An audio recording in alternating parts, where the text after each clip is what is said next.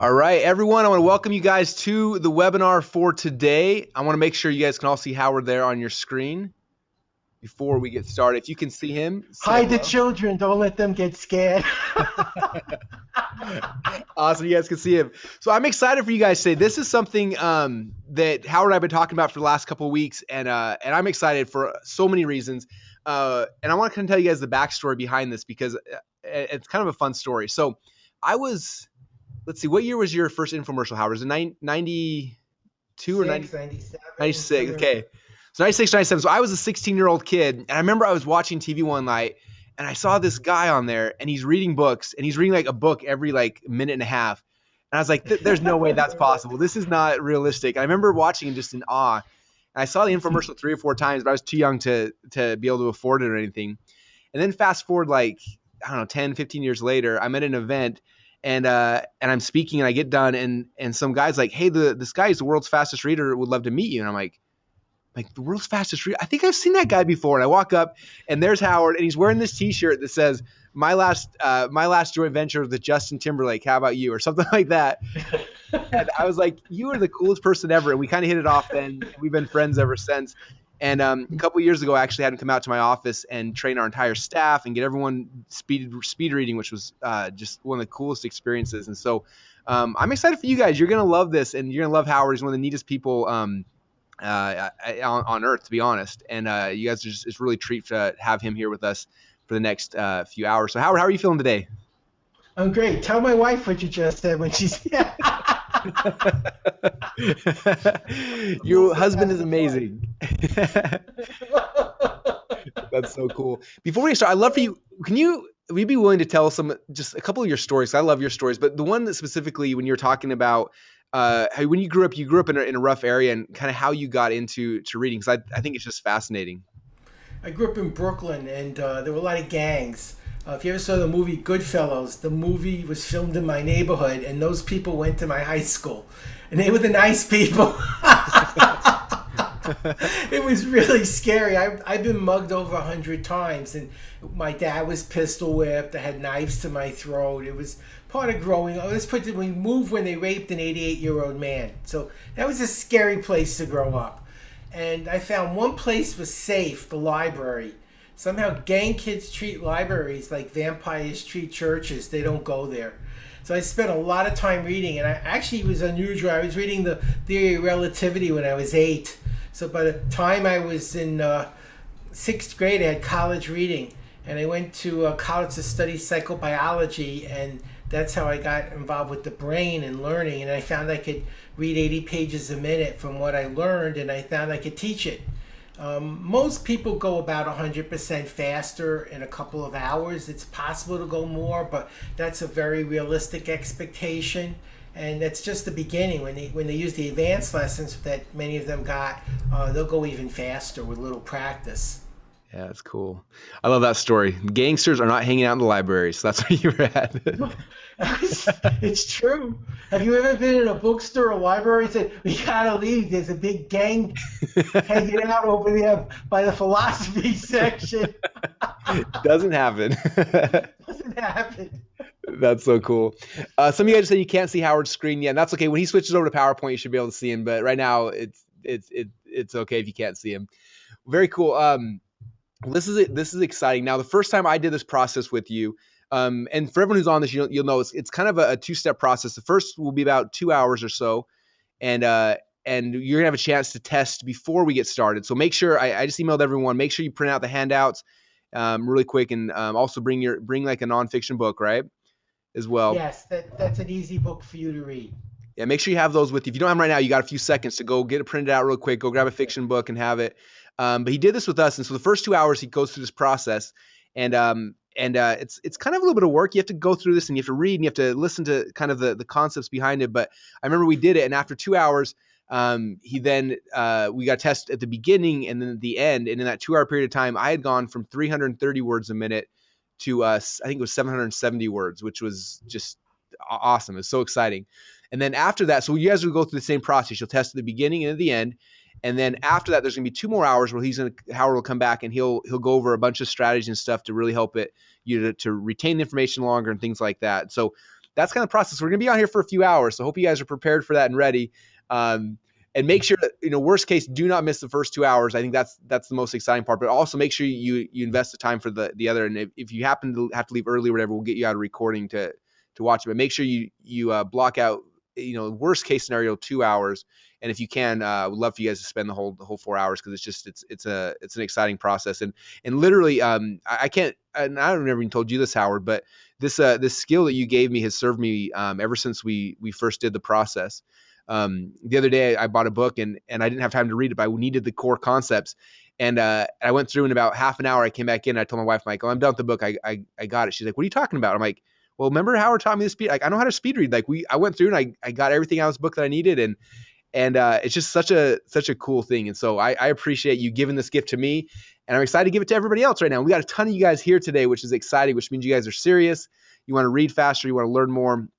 And it's gonna be really cool. So, anything else, Howard, we should kind of lead with before we get started?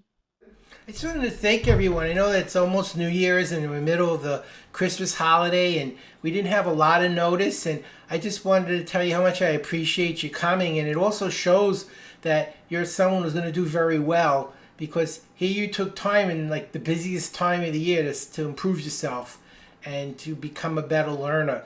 And those are my dream students, people like you who get it, that understand that reading is the key to success and learning is what we're all about. And that when we have good information, we're able to make more money and have more time to do things we rather do. So I wanted to commend everyone for showing up, and thank you. Very cool. Awesome. Well, should we jump right in and get started? Yeah, we got a lot of work to do, and I want to get right into it. We'll have fun doing it. That's very important to me. I like to make it fun. I was going to recommend one other thing. Before you start, to log in. Where did that go? Here it is. To log into your Double Your Reading, the office, because there's some videos there. I'm going to show them on my screen, but for any reason, if they don't show up when I'm speaking, you can see them inside of your program. So you may want to queue that up while I'm getting started. So in case for any reason the videos aren't showing on your screen, you'll still be able to follow along. Cool. If you guys don't know how to get to the members area, just scroll down to, or just go to doubleyourreading.com and scroll to the very bottom. There's the member link there, and you should be able to get logged in from there. Perfect. As well. Okay, well, let's have some fun. Is it okay to start? Yep, let's get started. Okay, great. Thanks so much, Russell. I'm gonna be talking for a few hours. My wife's always cringing when I'm talking. She says I talk too much, but I said, but I get paid to talk, so could be worse. Okay, maximum power reading. Let's have some fun doing it. This is the reading strategies that I've developed that have made me the world champion. We'll go right into the problem, information overload. Did you know more is printed in a week than all human history through the year 1800? Every 6 months, information doubles. That's a fact. In the workplace, we have to struggle to stay on top of mail and email, magazines, books, trainings, certifications, memos. And in school, 28% of high school seniors, not the dropouts, seniors can't read at the 8th grade level. 38% of seniors can't count fractions and decimals and percentages. And 1/3 of 17-year-olds couldn't put France on a map. 10% of high school graduates can write a paragraph. These are pretty scary statistics, and they're factual. In college, 70% of the 2-year students fail to graduate, and 50% in 4-year schools fail to graduate. Those are very frightening numbers. Those are people who actually want to have a future that are failing. And amongst baby boomers, many people want to stay mentally fit. And there were 2 studies, the Baltimore and Seattle longitudinal studies on aging, that show that reading was the single best thing you could do to stay mentally fit. It lowered the onset of Alzheimer's and dementia. People in their 80s that were reading had much lower problems with losing their mental acuity. Scientific American linked reading to working. They said that there are a surplus of jobs. There still are. even in this struggling economy. But they're in areas where you have to know a lot of science and math, and people who can't read and count can't do those jobs.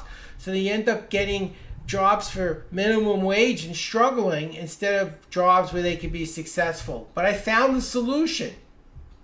I'm going to show you some of my students. This is Brad. Brad actually finished his 4-year degree in 6 months. He went to Thomas Edison. If any of you would like to get a degree, this is a good way to go. If you're not trying to go to a PhD program, he wanted to be a missionary. Thomas Edison is Rutgers online program. They let you CLEP out, C-L-E-P. And that means 90% of his credits were taken on advanced placement tests. So he was able to do his degree in 6 months. He also learned Chinese in 3 weeks. So it shows you how powerful the system is. This is Micah. This is him after he passed the bar. 19 years old, passed the bar in California. His brother's 22, and he's also an attorney and flight instructor. His 15-year-old sister is a first-year law student, and his 17-year-old brother is a second-year law student. So the whole family is using the system, and this is what they've experienced. This is me. I did a 4-year program in psychology in 1 year. I took 6 science courses a term in my senior year. I did a graduate course in educational psychology in 7 hours. The book was 400 pages. I read it 4 times in 7 hours. Took the 6-hour AP test in 50 minutes and got a B+. I learned Photoshop in 10 days. I'll talk about that later. Microsoft Word in 90 minutes. So it's really not just about reading. It's about learning skills and things we want to know. So what we're going to learn first is how your brain reads, how it makes sense of text. Then we're going to learn how to read faster. And most of that time you won't be able to comprehend. And I do that on purpose. And I'll explain that more as we continue. But for the first time in your life, if you're confused, it's a good thing. It means it's actually working. It's temporary, but it helps to switch on the part of your brain that can read faster very quickly.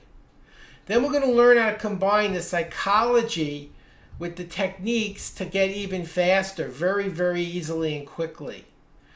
After we've gone about 100% faster, I'm going to show you how to read for comprehension, how to read for fun, how to read for your own self-growth, how to study for exams and business meetings, how to learn highly technical information like programming books or law or medicine, and how to read on a computer screen or an iPad or other electronic device.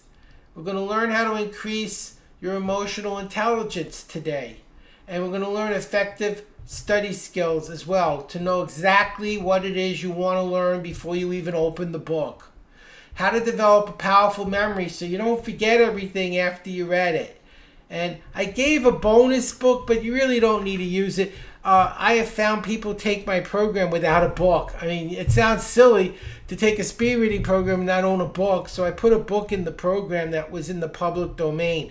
But the really best book to use is your own book on a subject you know well. We want to make sure the only thing that might confuse you is how quickly you're reading and not what you're reading. So if you're reading physics or quantum mechanics or calculus and you don't understand it, you're in good company. Very few people do. So it's not your reading speed that's giving you the problem. But if you're reading a book you completely understand, the only reason you wouldn't know it is you're going too fast. And that's why I recommend a nonfiction book you've read to use today. And the first thing we're going to do is calculate your reading speed. And in your printout, which I hope you've already printed out, there is a exercise on page 1. And what we're going to do in a moment, I'm going to time you for 1 minute to read it. And I want you to read it the way you normally read. Don't do anything special or fancy. And when the minute's up, I'm going to tell you how to calculate your initial reading speed. Later, after I've sped you up, I'll show you a simple way to calculate your new speed, and you're going to be amazed. You're going to be 100% faster. So go to the first page in your workbook, or I'll call it an activity book. And we're going to read for 1 minute at your normal rate. Ready? Begin.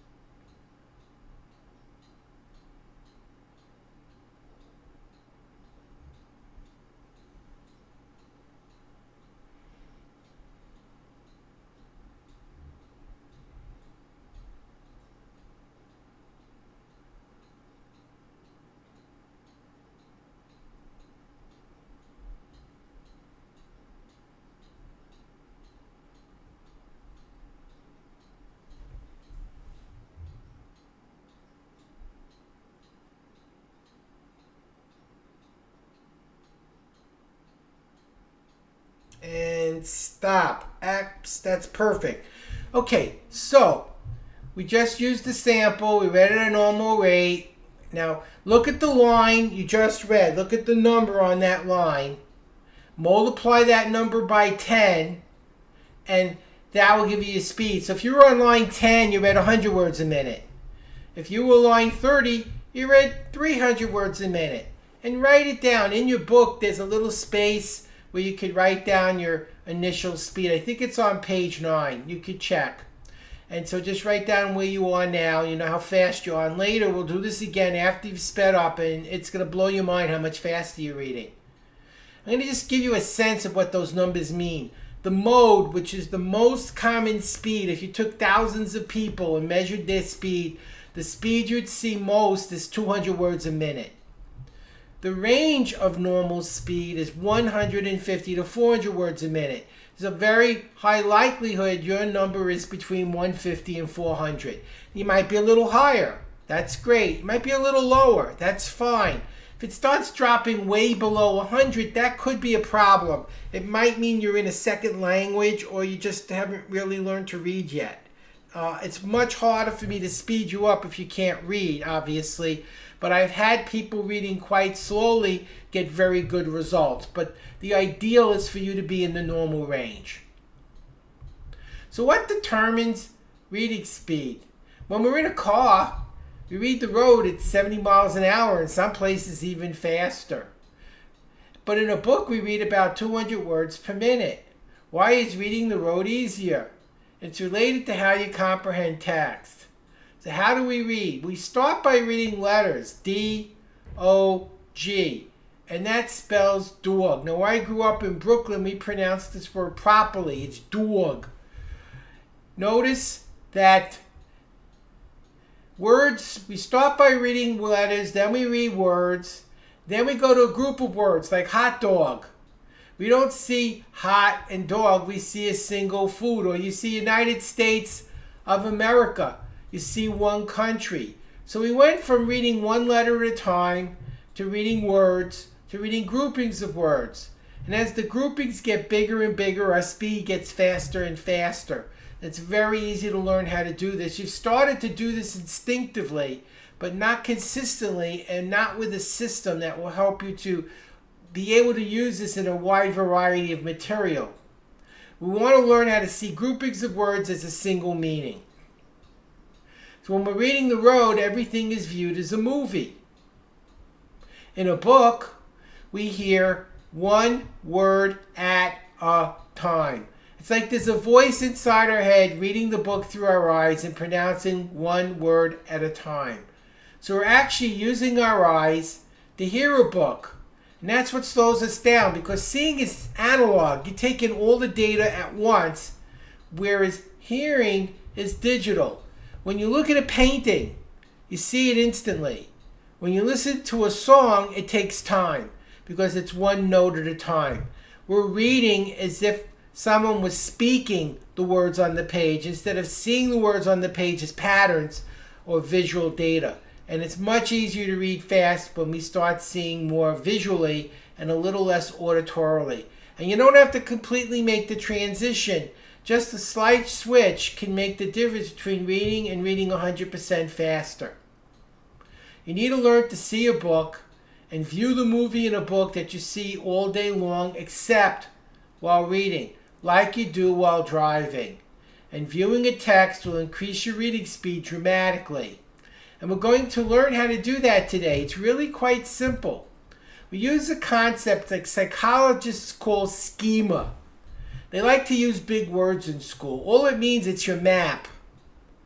Schema is your experiences, what you already know. Schema is your database, the data you've stored. Schema is your memories. We use schema to engage the brain. So if you're reading The Man Drank a Glass of Water, you don't go, stop, what's a glass, what's water, what's a man? Because these are things familiar to you. When we see them in text, we know what the words represent. Now, schema is important because it engages the unconscious. When you're it's Christmas time and you go shopping, There could be thousands of people at the mall you don't expect to see, but you spot them. You see the people you know, your friends, your family, people who work with you. You don't recognize all the other faces, but the faces that matter pop. Your brain sees them. Well, to see the faces that you know, you had to see all of the faces, including the ones you didn't know. But your unconscious brain doesn't see anything significant in the face of a stranger, and so it doesn't engage you. But when it spots a face of someone familiar that has meaning and significance in your life, suddenly a little voice in your head says, look, there's mom, there's dad, there's sis, there's my neighbor. And you see them, even in a crowd. I'm going to prove this to you with a little experiment, and it's going to be fun. I don't know if I mentioned, I was on Comedy Central 9 times. I've been on 1,100 shows, and I like having fun when I learn. I want you to have fun today as well. Make a mental picture of everything around you colored blue. Look around. You can even look at the blue on the screen. I want you to picture it, and I want you to remember what you're picturing. Look around you and make a mental picture of all the blue stuff. I'll give you a moment to do that. Perfect. Now, close your eyes. Please close your eyes just for a moment. And now I want you to remember everything you just looked at colored red. Open your eyes. Your brain went, whoa. You told me blue. That's not fair. What happened? Blue things got bigger and louder and closer, and red things and everything that wasn't blue got dimmer, lower, and further away. So when you have a purpose, the information related to that purpose is amplified by your brain. So when you read with a purpose, the data or the information related to that purpose pops off the page like the faces in the crowd pop out in the mall. So very important. When you read with a purpose, the brain focuses on what it needs to learn, not just the conscious brain, but the unconscious brain, the real powerhouse in your brain. The unconscious brain sees the data just as much as the conscious brain and focuses on what it needs to learn. It brings the details to your attention. So not all reading is the same. There's literal, implied, and inferential. And it's important to know the difference, because reading is not just reading.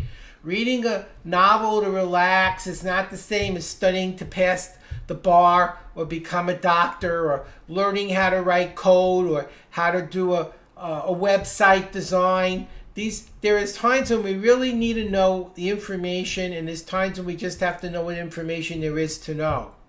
So let's see the difference between these 3 levels of learning. Literal is a level 1 learning. It's the people, the places, the things. It's often what you memorize. Vocabulary, names, locations. Level 2 learning is implied. This is information the writer doesn't give to you, but they expect you to know it already, because it's supposed to be familiar information. So if I wrote, the woman wore a red dress, you don't go, stop. What's a dress? What's a woman? What's wearing? What's red? Because if you didn't know that, where would it end? A woman is a female. What's a female? A double X chromosome. What's a chromosome? What's an X? Somewhere, your map and the writer's map have to have some kind of an alignment for the knowledge to transfer from the text to your brain. And it doesn't always happen. And that happens very often in your college books. You'll be reading a chemistry book, a physics book, or a calculus book, and the writer might say something like, this is easy. It's obvious. Everyone knows. I'm sure you've had books that were very hard and you saw passages that, this is easy, this is obvious. And you're like, I must be the dumbest person to ever learn this. Not only don't I understand what I'm reading, but it's easy and obvious that I don't understand what I'm reading. What you've experienced is a bad writer. See, a good writer should actually tell you what made it so easy and obvious and share when you're a writer and an expert on a subject, you have a map of that territory that's dense, that you really have a lot of experiences and schema that makes the information significant and meaningful. When you're a novice learning for the first time, you have no experience. It's a blank sheet. You have nothing to relate it back to. And so what seems easy and obvious to an expert can be confusing and difficult to a learner. I'd like to go outside of what we're doing for a moment. Many of you are entrepreneurs. I know you work online, you do a lot of online marketing, and you write copy. I want you to remember that when you write copy, it has to be schematically meaningful to the reader. You have a deep understanding of your products and services and understand the significance. The person learning about it may not. So if you're using specialized vocabulary and ideas and concepts that may not be in their map, you could alienate them and confuse them and end up having returns. So this is not just about learning, but this is about how you disseminate the information to others that you've learned. So I just want you to see that as the big picture. Now, in implied reading, people have different maps. So they experience the same thing differently under certain conditions. So if I'm reading Moby Dick, and I grew up in Portland, Maine, and I've been fishing all my life on my dad's boat, and I'm reading about a boat that's in the ocean, will I have the same experience as someone who grew up in Phoenix, Arizona, and has never been near the ocean? Probably not. Although it's the same material, it's not the same experience. So sometimes the reason two people could read the same information differently is they have different maps. And then again, that's why as marketers and entrepreneurs, we have to be very conscious of how we share our information with others so that what we're explaining to them makes sense. So I use the word schema because it's appropriate, but I also spent a great deal of time explaining it, telling you what it meant and why it was important, not presuming that you knew what that word meant in the context of speed reading. Some of you may, but the chances are many of you didn't. Had I not done that, I would have been doing the same thing as the calculus professor, giving you technical information and not explaining it. That's what I want you to be thinking about when you're creating information. Inferential learning is the third level. It's taking what you already know before you even start a read. And you're learning the meaning and significance of what you're learning, not just the first level. For example, your neighbor needed open heart surgery, didn't have health insurance. Now, today, I believe everyone has health insurance, so pretty close. You wouldn't necessarily say, hey, I read a book on how to do cardiac surgery and I've memorized it. Try and find a hospital that lets you slice their chest open. There is a big difference between reading a book about cardiac surgery and having the skills, the dexterity, and the medical knowledge needed to successfully perform that type of operation. So simply having information by itself doesn't mean we understand it. Inferential is I already know something and I'm learning more. Another example, Donald Trump's book, The Art of the Deal. You infer how to use a business strategy he used in real estate in a totally different and unrelated business. So I might find a way to make more money teaching speed reading using one of his ideas. It's not that I'm in the real estate business, but I learned how to use an idea. And that's really the power of what we're learning today, taking other people's ideas from other businesses and drawing them into our own before anyone else does. And suddenly you're the pioneer. Another thing is inferring how to do more. I'm going to tell you how I did it. I was teaching years ago in New York City. When I got out of college, I taught for 10 years. It was tough. What they said in my school was, teachers get killed here. Do you want the job? And teachers did get killed here. 2% graduated. It was very, very dangerous and very difficult. No one wanted to be there, not even the principal. So I decided I wanted to start a company, but I was a biologist who studied psychology. What did I know about selling or marketing or making a product. Very little. I read 10 books by 10 people who got on television and radio and sold products. I don't think you learn from a book. Maybe they got lucky. They did everything wrong, but it worked out just fine. But read 10 books by 10 people who are doing exactly what you need to know to do, and they all succeeded. Now you have a business plan. You could see what they all had in common and what most of them did the same. And suddenly you see what works. So I made a product. I went on a show. One show in 5 minutes, I sold 97 programs. On another show, I sold 197 programs in 50 minutes. I literally made a year's salary as a teacher in over an hour, a little over an hour. So when I quit my job, I was making as much money in an hour as I made in a year. There was no problem doing it. So that's inferential. It's taking something, learning it, and applying it to improve your life. Inferential is adjusting your worldview. Not that long ago, the world was flat. People believed ulcers were caused by stomach acid. In fact, the doctor who said that wasn't true almost lost his medical license. Ulcers are like cavities to a dentist if you're a gastroenterologist. How could everyone get it wrong? This one doctor in the outback in Australia said it's not caused by stomach acid, it's caused by bacteria. And finally, what they did is they repeated his experiment and they discovered he was right. And today, they treat ulcers with antibiotics. Up until then, they were treated with antacids. So sometimes we have to reconsider what we previously thought was true based on what we read. And sometimes we have to discard what we're reading because newer and better information tells us it's outdated and wrong. That's why I always check the copyright date when reading material to see how recent it is. And older books are more likely to contain out-of-date facts. Now I'm going to show you how I discovered this. You can go on page 11 in your book, but it's on the screen. What's the name of this painting? The Mona Lisa. Who painted it? Da Vinci. Is it worth a lot of money? You bet. Now, you probably could have gotten all those answers fairly simply, but I want you to notice that you didn't see the Mona Lisa. You just saw her head, her face. That's schema.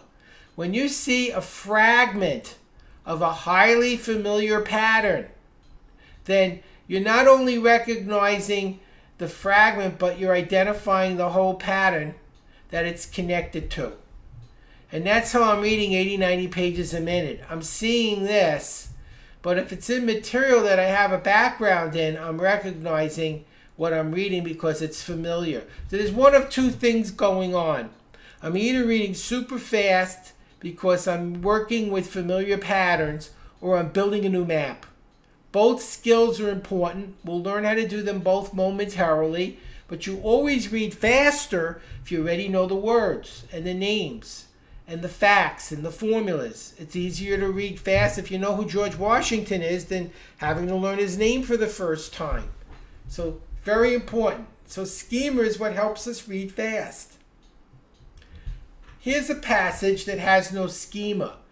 The best way to show you how schema makes information meaningful is to take it away. I'm going to read it aloud and watch how confusing it is. The procedure is actually quite simple. First, you arrange things into different groups. Of course, one pile may be sufficient depending upon how much there is to do. If you have to go somewhere else due to a lack of facilities, that's the next step. Otherwise, you're pretty well set. Right now, you're probably going, huh? I don't know what you're telling me. The words aren't difficult, but the schema is missing. And I'm going to show you where the schema is in a moment. I'm going to put on a one-word title. One word. And instantly, the whole passage becomes effortless to read and understand. Watch. Laundry. Laundry. The procedure is actually quite simple. First, you arrange things into different groups. Of course, one pile may be sufficient depending on how much there is to do. If you have to go someplace else due to lack of facilities, that's the next step. Otherwise, you're pretty well set.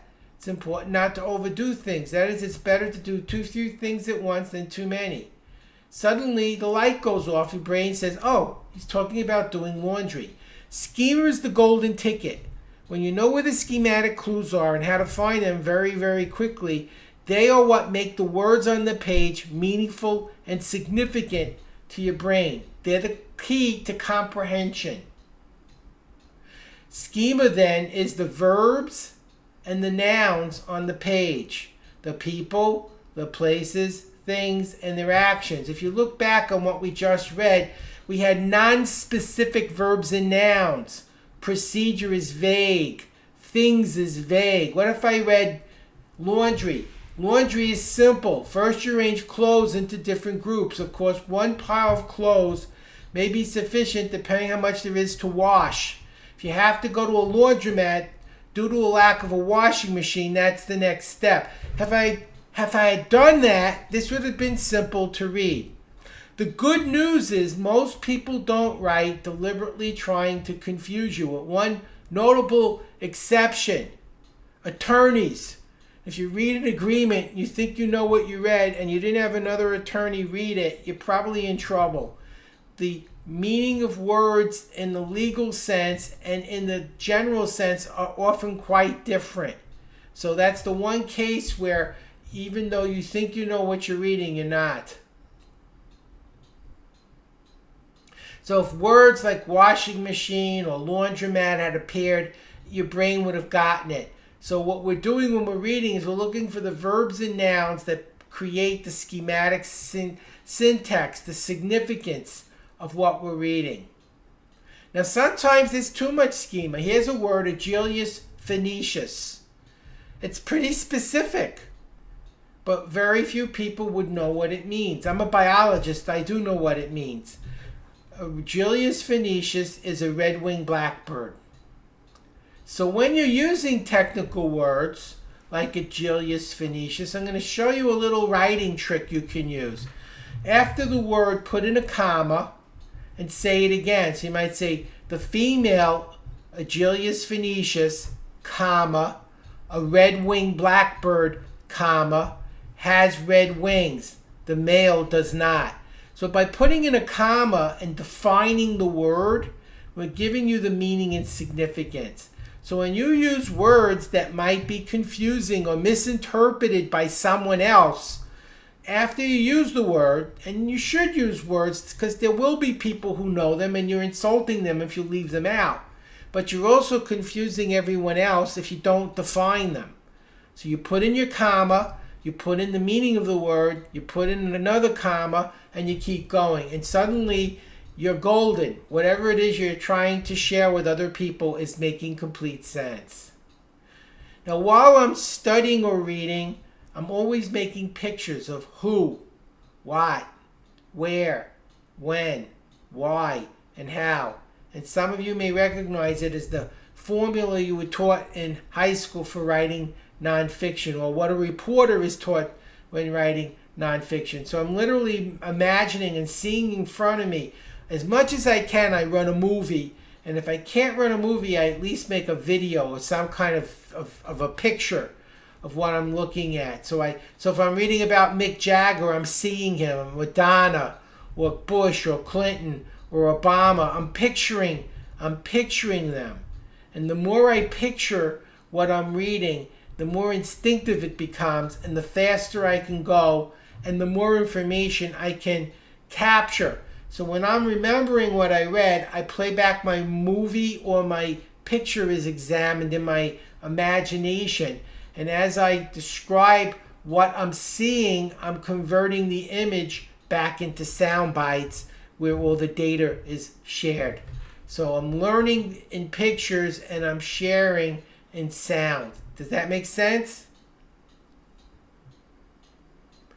Here's a little exercise I got in an email. And I found it quite interesting because it really relates back to schema.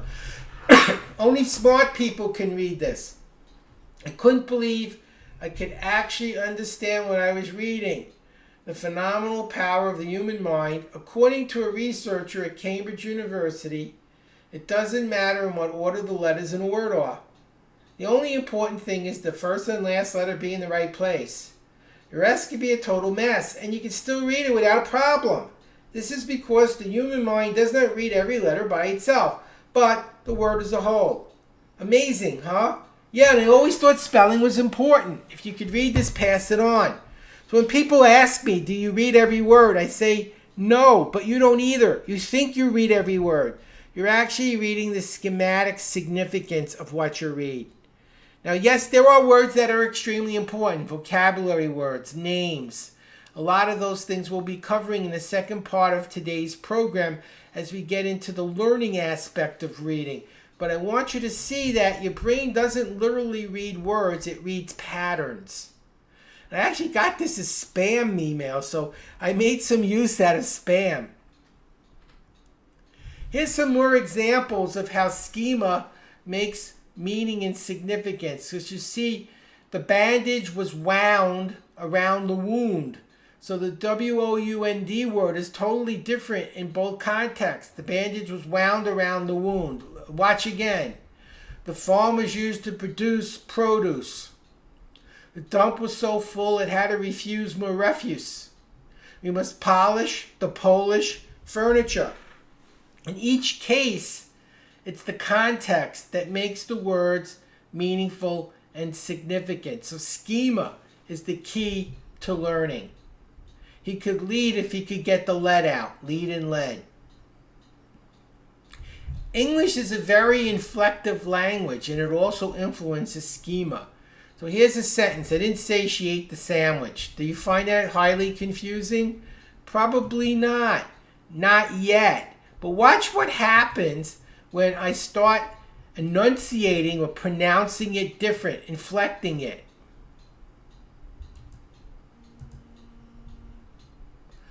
I didn't say that she ate the sandwich. What does that mean?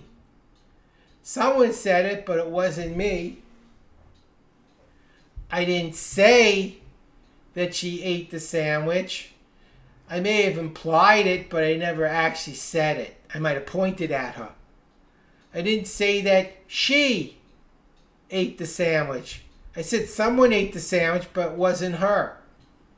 I didn't say that she ate the sandwich. Maybe she juggled it or gave it to someone else. I didn't say she ate the sandwich. Maybe I said she ate the pizza or the ice cream. Notice what happened. Each time I changed the pitch of my voice, the sentence had a different meaning.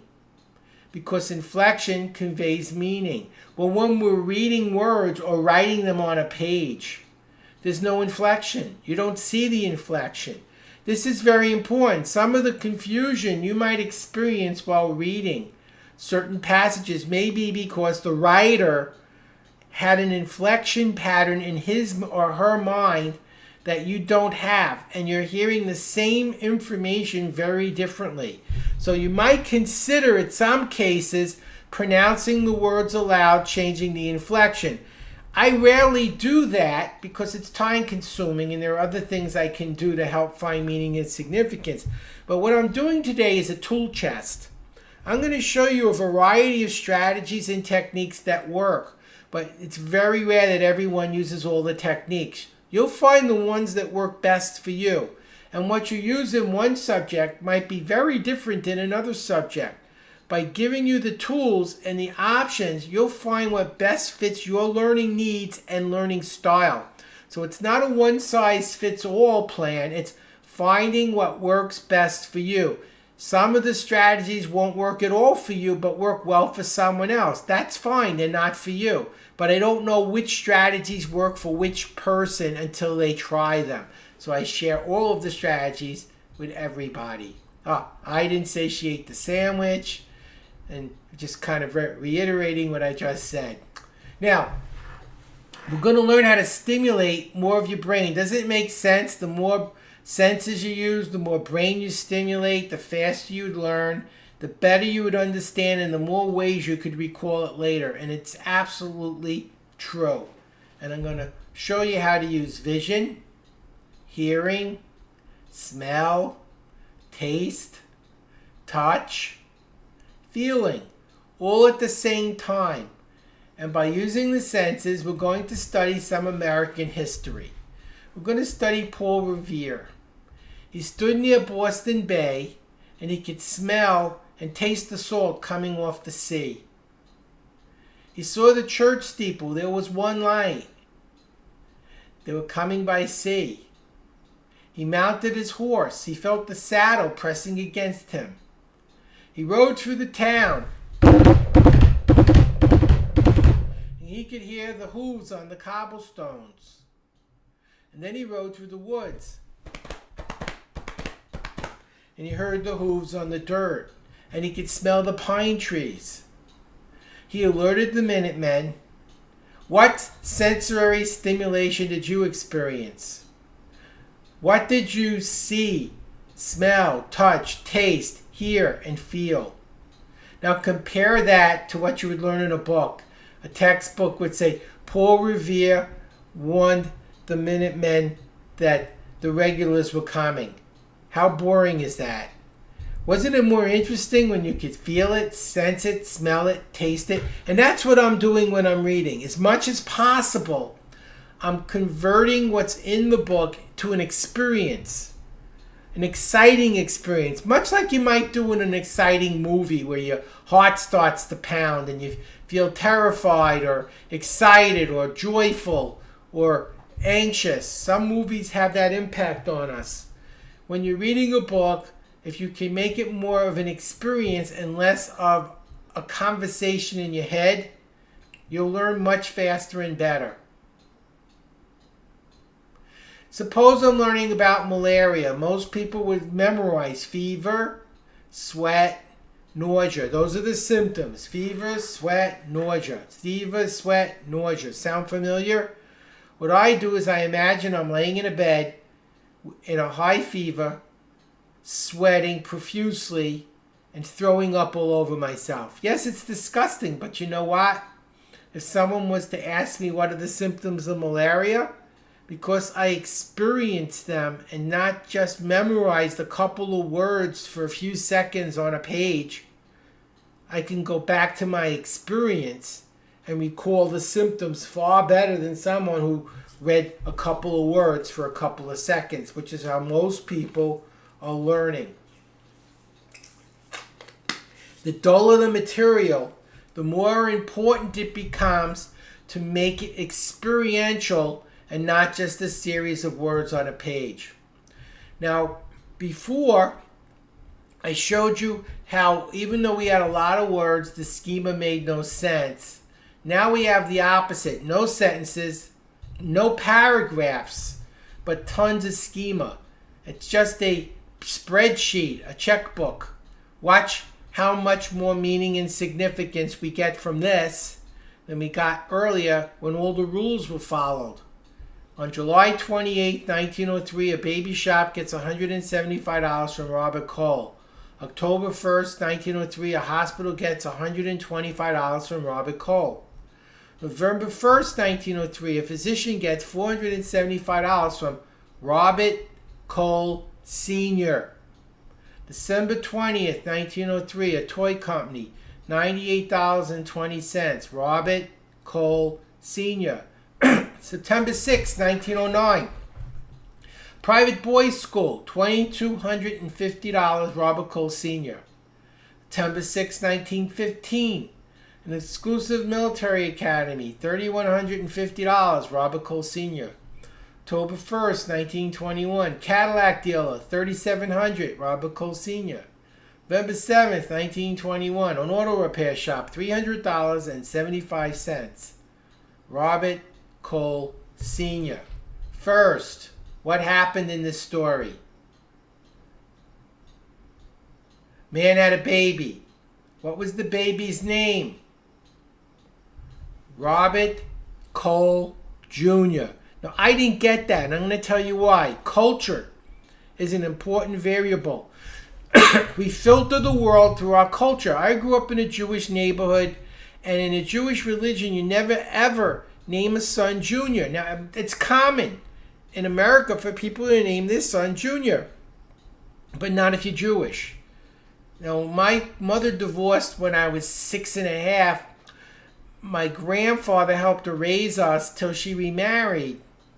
And so I thought Robert Cole Sr. was grandpa, helping to give money for the baby. Because in my life, and in my world, and in my experience, my grandfather gave my mother money to help us survive. So that's why I read this differently. Different culture, reading the same information that everyone else would have seen Robert Cole Sr. said, oh, he named his son Junior. I didn't see that. I got it wrong because culture affects meaning. Here's a good example. The person on letter A looks at the information in the blue circle and sees the letter P. The person at point B looks at it and sees the letter D. They both know they're right. It's person at point C that realizes they're both right and they're both wrong. This is important.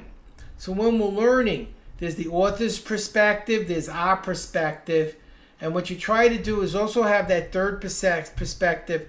If I was a neutral party, how would I look at this information? I'm not trying to see a P or a D, I'm just trying to make it out. A lot of the problems we have can be solved at point C. So when we're doing negotiating, or we're working in a relationship, or even with international politics, there's one perspective, there's a second perspective, and then there's a middle ground. It's the middle ground that allows for construction of a solution.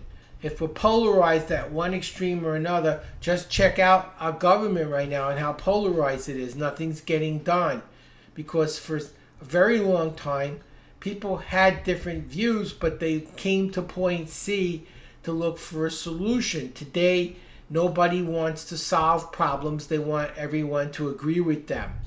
And that's a problem in itself. I'm not saying who's right, who's wrong. It's the methodology that's flawed.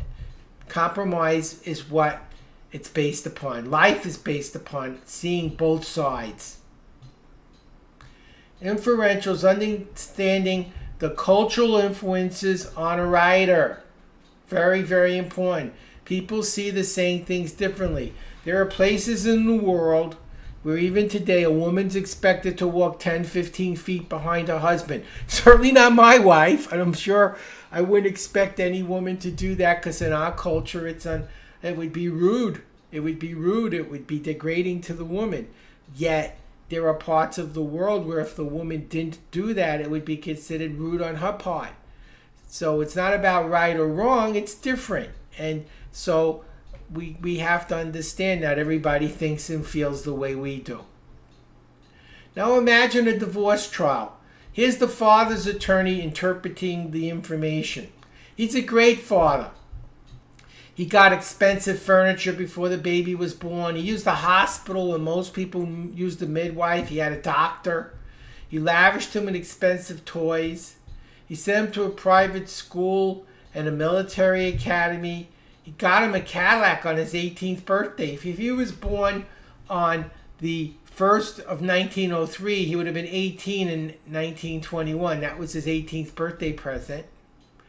And a few days later, after he had an accident, his father fixed the car. What a great guy. Father's attorney. Now, the mother's attorney looks at the same evidence. And here's what she sees. He was a bum. He bought a lot of expensive furniture and then got him in a hospital, bought him one present, and sent him away from home because he didn't want to have the responsibility of raising a child, and bought himself a Cadillac. He didn't even know it was his son's birthday. Which attorney told the truth? Neither. It's the job of the attorney to weave a story, a narrative around the data that makes their client's position seem most truthful. And then a judge or a jury judge. They infer whose story did you believe more. Here's something inferential that's often missed. The auto repair. Did you presume there was a car that had a repair that was in an accident? What if it was a different car? Is it conceivable he owned more than one car? Sure. Could he have customized the car? He brought the car home and his friend said, bring it to my shop and I'll paint it a new color, I'll put in a different radio, I'll put on different tires. Could he have customized his car? Or it could have been an accident. The question is, did you see these different possibilities or jump to conclusions? When most people read, they don't think. They simply absorb information and presume what they're being told is true. I never presume anything. I always challenge and question everything that I'm reading. Good readers don't jump to conclusions. They examine the facts. They ask questions. They look for alternative explanations. Okay, that's important. Now I'm going to move on to how to get smarter. Okay, and we're getting closer to where I can teach you how to speed up as well. This is going to be very important as we learn to speed up. The things I'm teaching you now will be extremely important. There's 3 ways to get smarter or increase understanding. Read more, which is what you're learning to do now. Ask better questions and change your point of view or perspective. Reading more is, if you read 10 books, there's a better chance you'll find the answer you want than one book, because you have more perspectives, different opinions, and more facts. Questions. The single fastest way to get smarter is to change your questions. If you ask, why am I a loser, what would you learn? You'd learn why you're a loser. And how will that help you? It won't. What if you asked, how could I be more successful? Now what would you learn? How to be a winner. See, these 2 questions are very similar, but question 1 gets you depressed and does nothing to help you. Question 2 moves you closer to a solution.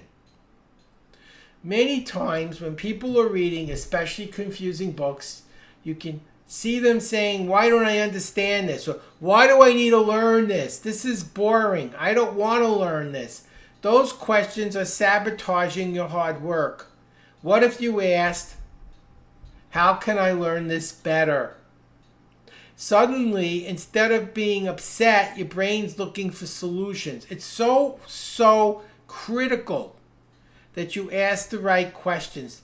Your brain is a computer, and it runs what's called a meta program. This is how you're processing data. If you're processing data asking, why am I a loser and why don't I understand this, you're going to stay a loser and confused.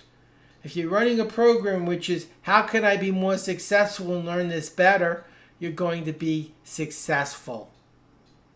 One of the best questions you can ask, by the way, is what's the next best thing I can do now? As you may have learned, life isn't always fair. And that's just the way it is. So instead of saying, why is this happening to me? It isn't fair. You could ask yourself, what's the next best thing I can do now?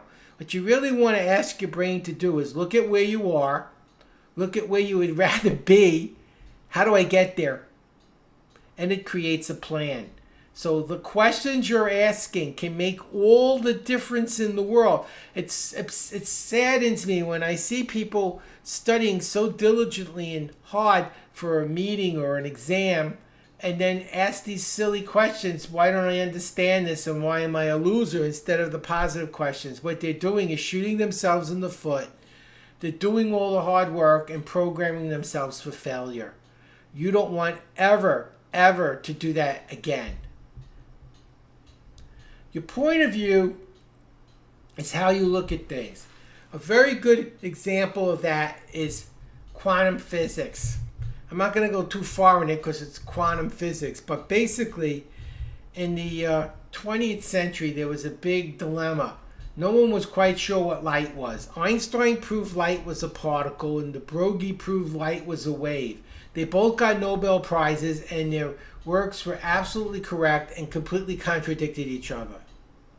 If you make a slit in a box, a tiny slit, and you shine a light through it, then you get a little crack of light on the other side, which is what you'd expect. But if you make 2 slits, you don't get a double the light, you get circles, which is the pattern you see when you throw a rock into a lake. So scientists had the data. They asked the question, what's light? They had the data, but they couldn't understand what they were seeing because they were getting two different answers to the same data. And finally, they decided how you viewed the experiment changed the physical properties of the light. That's pretty profound when you consider they basically said the psychological perspective of the observer had an impact on the physical reality of light. What's important here is they had a new way of looking at the same information. The question was the same, what's light? The data was the same. Sometimes it looks like it's a particle and sometimes it looks like it's a wave. That didn't change. What changed is how they interpreted the information, how they got a new answer from the same question with the same data. This is critical. The most successful entrepreneurs I know are asking the same questions everyone else asked, but finding new answers to the old questions. And that's what moves us forward. People are constantly finding newer and better ways of doing the old marketing. And those people who do it first and do it best are the winners. So you constantly want to be examining your perspective or point of view. Here's a good example. Is this glass half empty or half full? There's actually a third perspective. And I got this in one of my classes from an engineer. And he looked at the glass. He said, the glass is functionally too large for the volume of liquid it contains. Wow! What a different answer. Can you see how that person could become very successful? Everyone else sees half empty, half full. When you see the glass is the problem, or there's too much water in the glass, or not enough water in the glass, suddenly you're seeing it a different way. You're the person who's going to find the answers to the problems nobody else is solving. Perspective. Now we're going to start learning the hand motions. This is critical. Hand motions are going to involve motor skills. So comprehension is not important at this point. In fact, I want you confused on purpose. Let me show you why. You're going to be doing a drill. It takes 16 minutes. For 1 minute, you read at your comprehension rate as fast as you can. In the second minute, you double your rate. Well, if you just went twice as fast as the fastest speed at which you could comprehend, you can't comprehend very well. In the third minute, you triple the speed. You're completely confused. In the fourth minute, you go back to reading as fast as you could comprehend. And something amazing is going to happen. Your speed's going to go up, and your comprehension is going to be better. And I'm going to show you why. It's like baseball. Many times the batter will warm up with a weighted bat. And when they get rid of the weight and swing the single bat, they swing the bat harder because their muscles expect the bat to weigh more. And the ball goes further. The brain works very similarly. You want to overwhelm the part of your brain that hears when you read. It's the parietal lobe for those of you who want specifics. You're reading so fast, the part of your brain that listens can't hear. And it gets very, very confused. That's good. We want to feel confused because it's that state of confusion that switches the processing of the data in the book from the parietal lobe that listens to a page to the visual area, the occipital lobe, which processes it as a movie. The brain is trying to handle the information. It's no longer able to do what it was doing. And it looks for a place in the brain that can handle it, and that's the visual area. But it doesn't happen instantly. So initially, you're still trying to go the old way, but you're going too fast so you don't understand anything. You still haven't switched on the new section, so you still aren't seeing the movies or the pictures quite yet. So nothing's working, and you feel very overwhelmed and confused.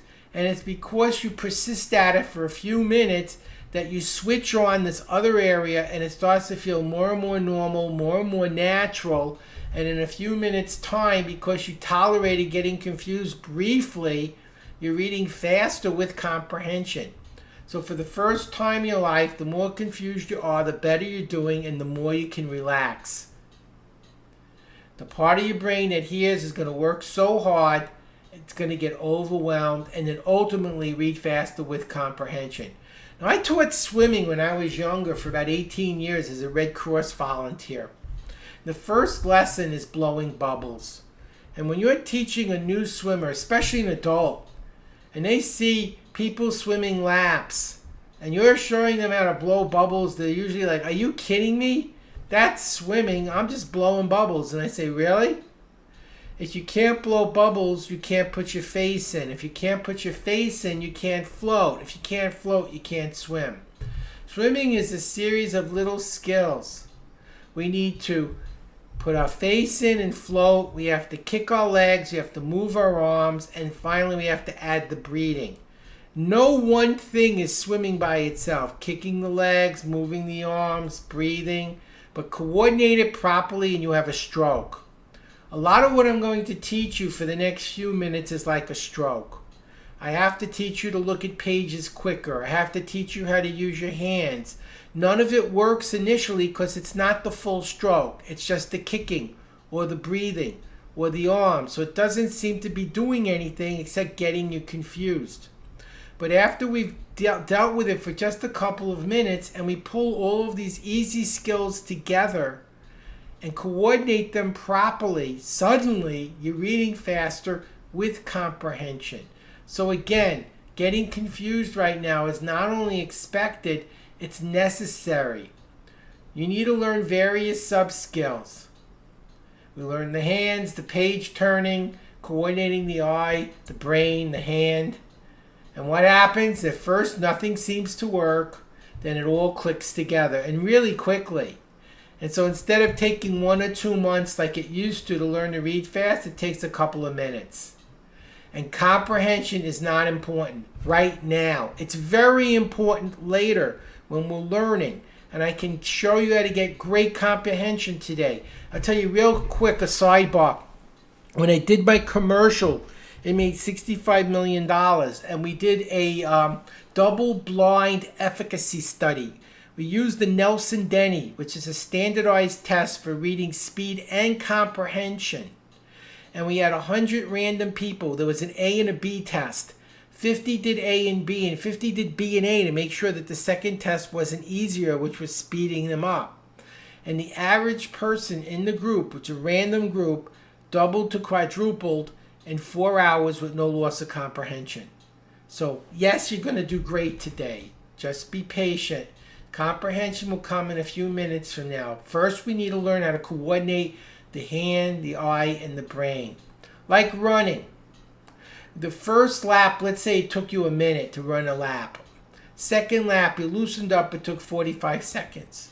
Third lap took 30 seconds. Now you're not feeling so good because you haven't been running. The fourth lap takes 50 seconds. It feels like you slowed down because after 30 seconds, it's a lot slower. But look at the big picture. You're going 10 seconds faster than you started. So even though you feel like you're slowing down, you're actually speeding up. It feels like you're slowing down when you speed up. And the same thing happens with reading. You read a page in a minute. And then you read a page in 45 seconds. And you read a page in 30 seconds. And now you read the page in 50 seconds. And it feels like you slowed down because you just did one in 30 seconds, even though you didn't comprehend it. And suddenly, you're actually reading 10 seconds faster than you started. So it feels like you're slowing down when actually you're speeding up. So I want you to get confused because it means your brain is working harder. This will wind up increasing your speed with good comprehension.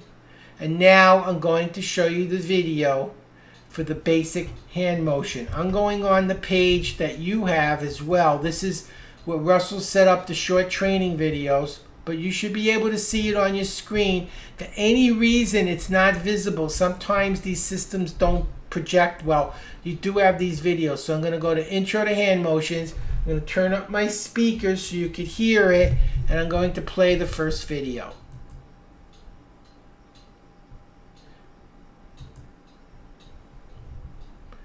As you begin reading faster, page turning becomes more critical. If you open up to a book that has a blank page at the beginning, just move your hand back and forth and down.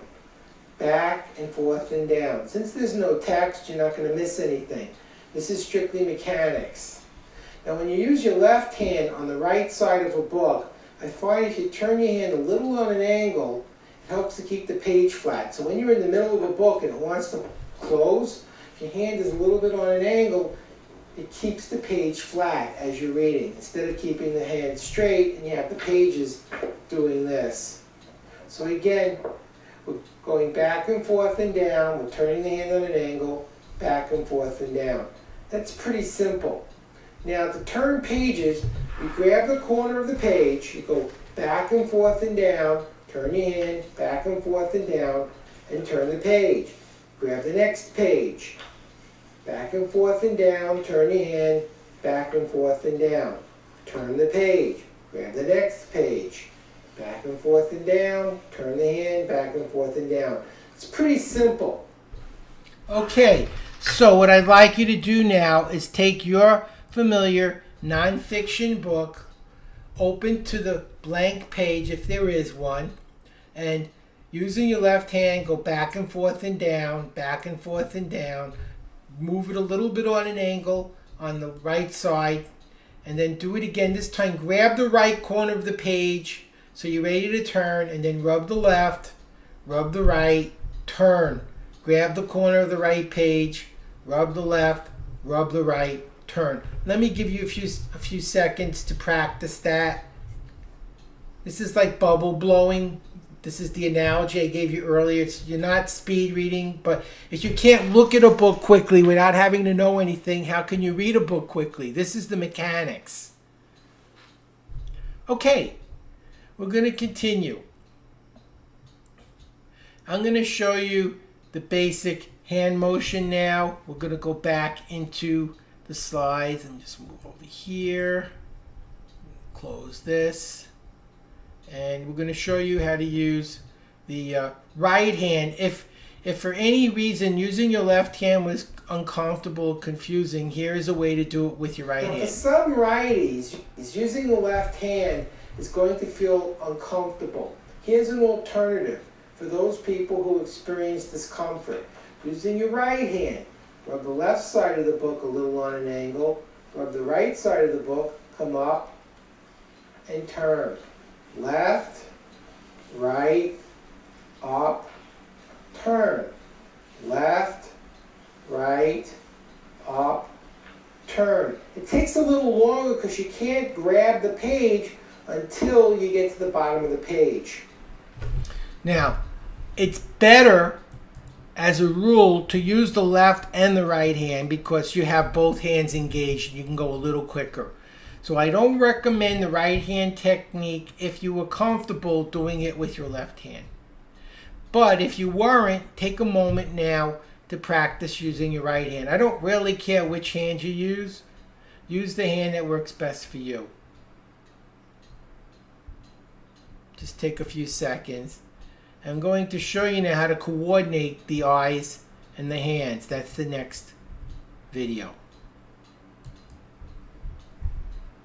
This is to coordinate everything to make it work in harmony. Now, one more thing I want to show you here as we're learning page turning is how the eye and the hand can coordinate. Let's pretend this is the eyes.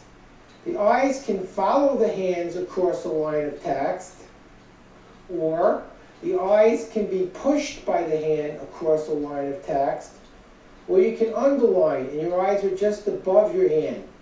So the eyes can be behind, in front, or over the hand. Just don't look at the hand.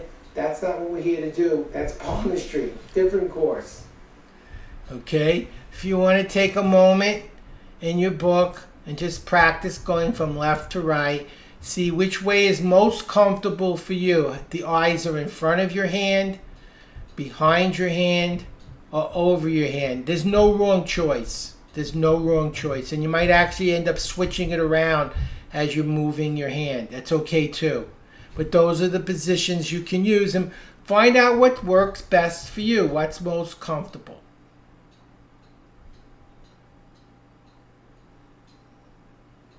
Now we're going to read one line at a time. I'm going to show you how to do it in the video. This is the first actual hand motion for reading purposes. So watch the video closely.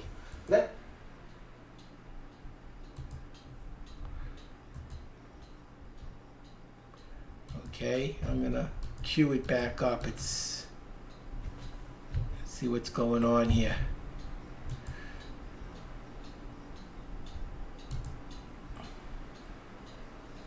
Now, one more thing I want to show you here as we're learning page turning is how the eye and the hand can coordinate. Oh, we saw that. Let's go back one line at a time. There. See if it turns on. And if it doesn't, I'll just walk you through it. Oh, there it goes. Let me demonstrate to you how to read single lines, left to right, one line at a time. You go from left to right all the way across, left to right all the way across, left to right all the way across.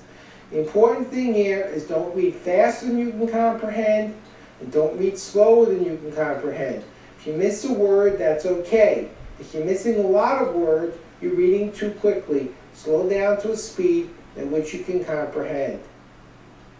Okay, this is an important exercise. So I'd like you to go in your book, your nonfiction book.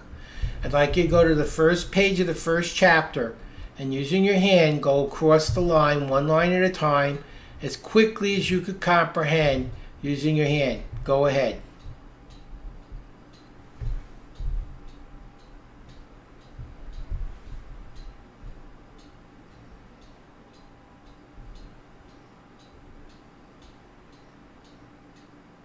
Good.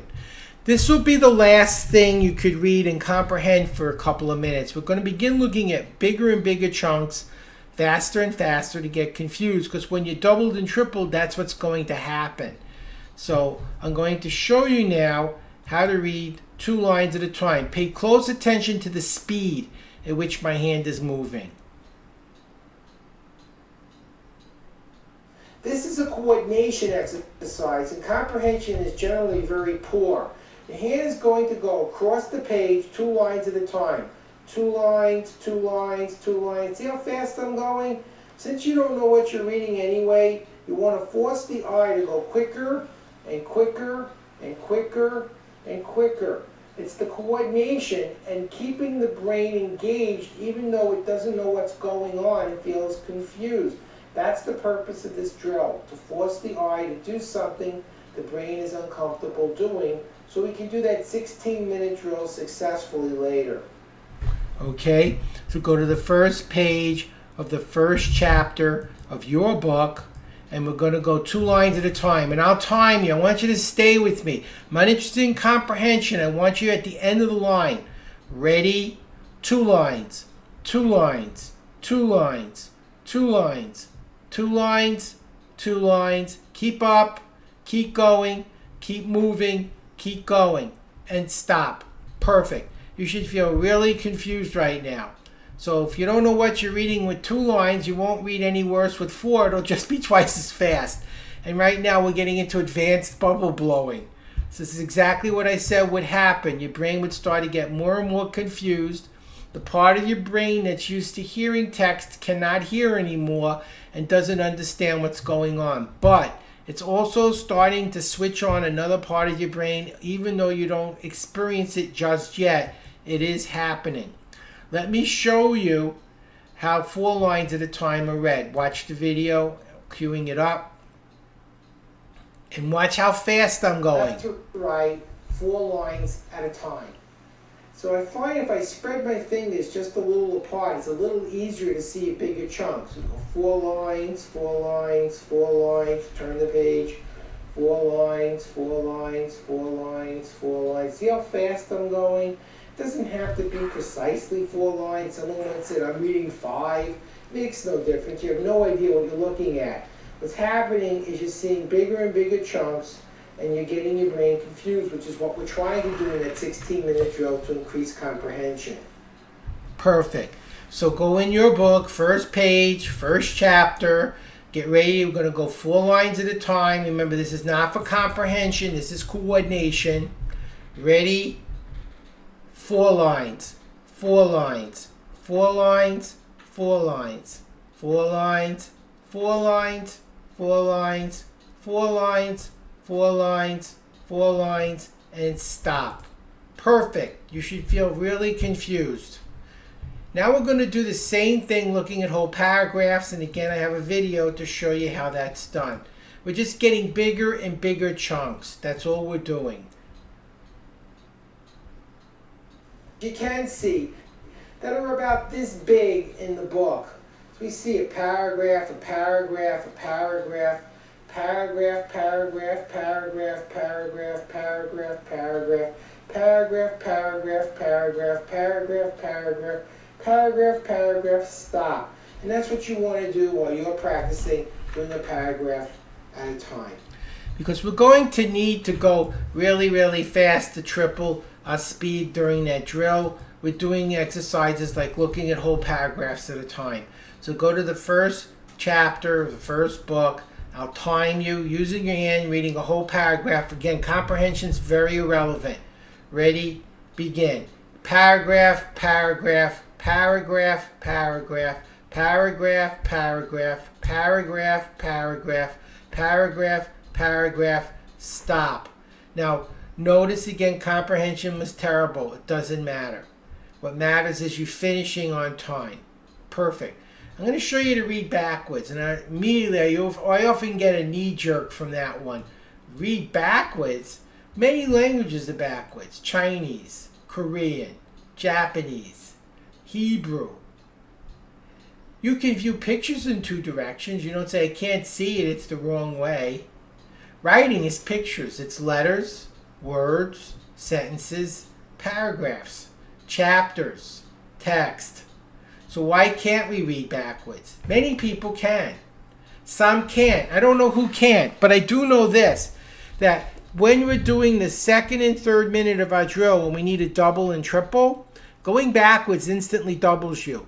Right now, we read like a typewriter. You go to the end of the line, you stop, and your eyes go to the front. You read to the end of the line, you stop, and your eyes go to the front. By going back and forth, there's no wasted time. So even if you can't read like this, and some of you can't, some of you will, doing this during the second and third minute to double and triple is perfect because you get confused anyway. So it's going to help you double and triple, and we'll find out pretty quickly whether or not you can do it.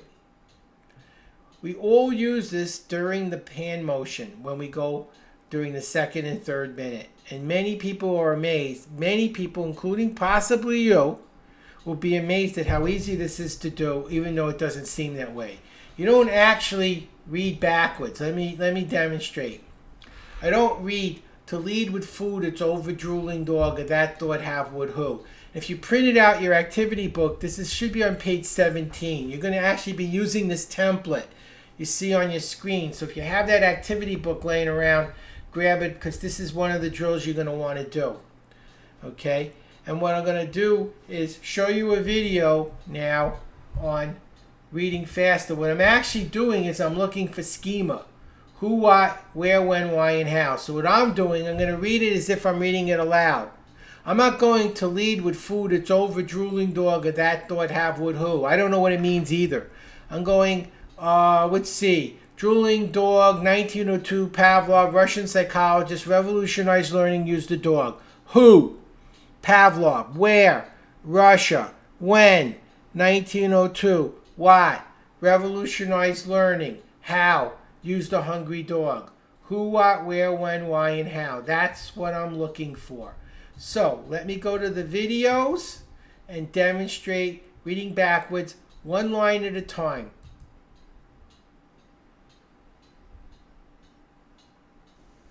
And what you do first is you go 1 line at a time, left to right, right to left, left to right, right to left, 1 line at a time, left to right, right to left.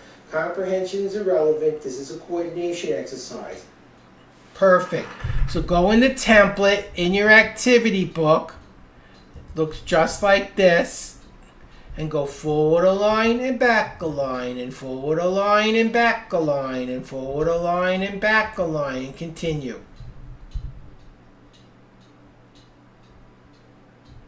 And right now you're probably very confused. That's normal. That's fine. It should be. It's rare that you wouldn't be. Perfect. Now I'm going to show you how to use the line that's in your template and how to read big chunks backwards and forwards.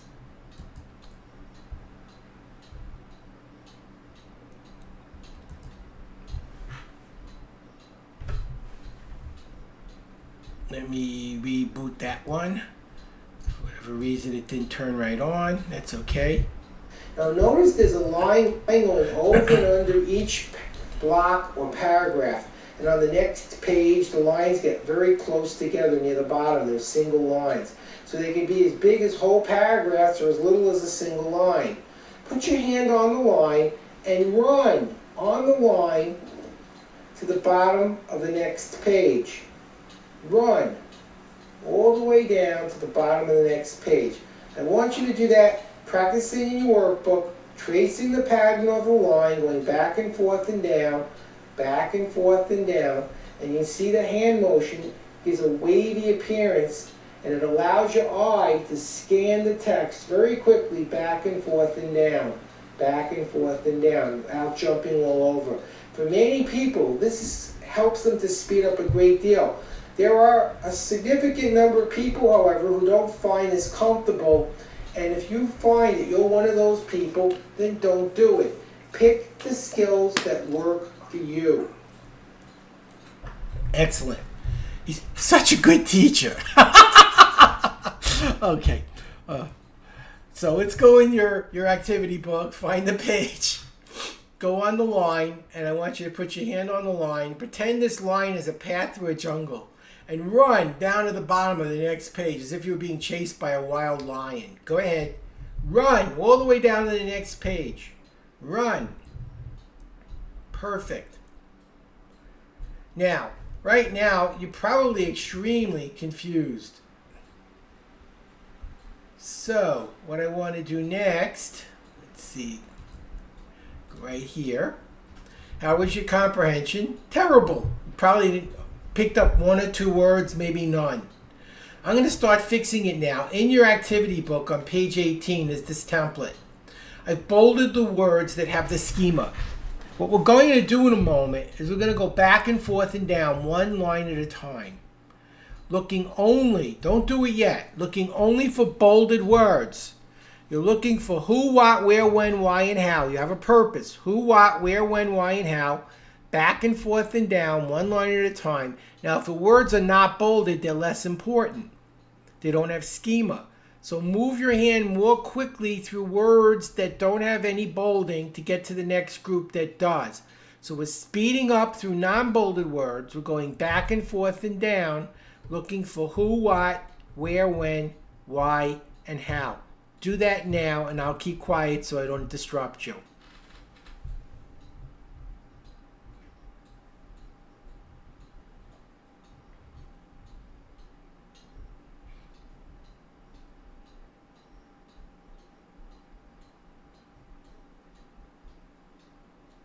Great. What subject is this? History. What kind of history? American history. So see what's happened is we've gone from nothing to something. That's a big leap. Did you recognize any of the names? You might have recognized Paul Revere, someone we learned about earlier. So we learned then that if they bold all the important words in the book, all of the schema pops off the page, you could read backwards. Here's the bad news. It ain't going to happen.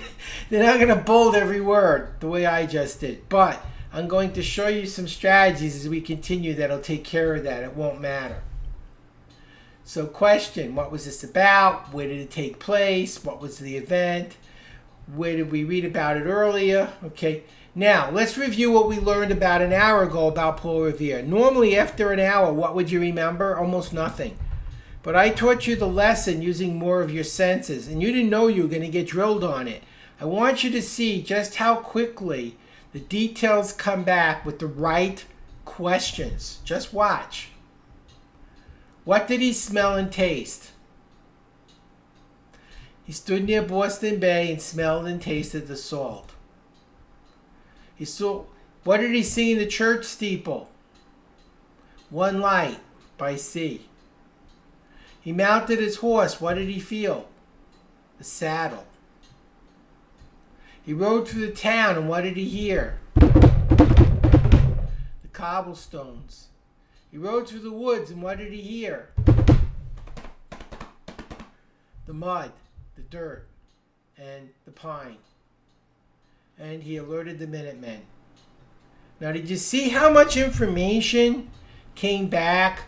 Because we didn't just read a bunch of words, but we made it more of an experience. Now, imagine when you're actually reading something that matters to you. You actually want to and need to learn how much faster and better you'll be able to do that by using this strategy. I just wanted you to experience it. Now, we're going to practice going at very high speed because we're almost ready to do our 16-minute drill, and we haven't practiced going quickly yet. So open up to the first page, first chapter, first page of the first chapter of your book. We're going to use our back and forth and down using the loops. We're going to go one page in 5 seconds. So when I go 1, 2, 3, 4, 5, I want you on the bottom of the page. Now, if you have a book that has columns, some of you might have columns, then be at the bottom of the column when I get to 5. Okay, ready? 1, 2, 3, 4, 5. Next page. 1, 2, 3, 4, 5. Next page. 1, 2, 3, 4, 5. Now do you see why I had you practicing page turning? Because it actually does matter as you get quicker. We're going to do one more drill. We're going to practice doing a page in 2 seconds. That means you move your hand back and forth and down very quickly in very big loops. Big, huge loops very fast. So I'm going to go 1, 1,000, 2, 1,000. And in that time, your hand goes back and forth and down to the bottom of the page. Ready? We're going to do it for 1 minute. And when you're done, I'm going to quiz you on what you read. And believe it or not, you're actually starting to learn now and don't even realize it. That unconscious is amazing. Ready? Begin. 1, 1,000, 2, 1,000. Next page. 1, 1,000, 2, 1,000. Next page. 1, 1,000, 2, 1,000. Next page. Continue. I'll tell you when to stop.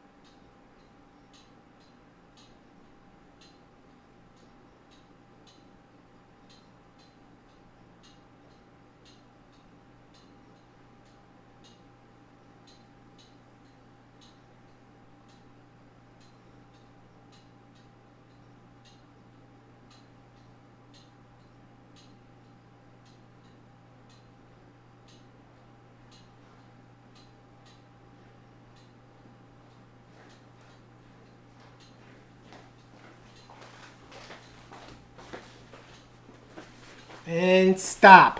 Fantastic. Okay, so now that we've done 5 and 2 seconds per page, we're getting ready to do the 16-minute drill together.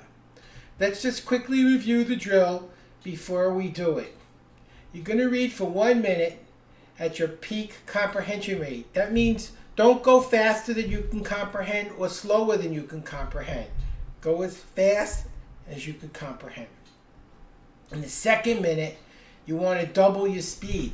So always read backwards. Back and forth and down, back and forth and down. You don't know what you're reading anyway, so it's doubling your speed. In the third minute, you want to triple your speed. So back and forth and down, back and forth and down. Always go backwards in the second and third minute.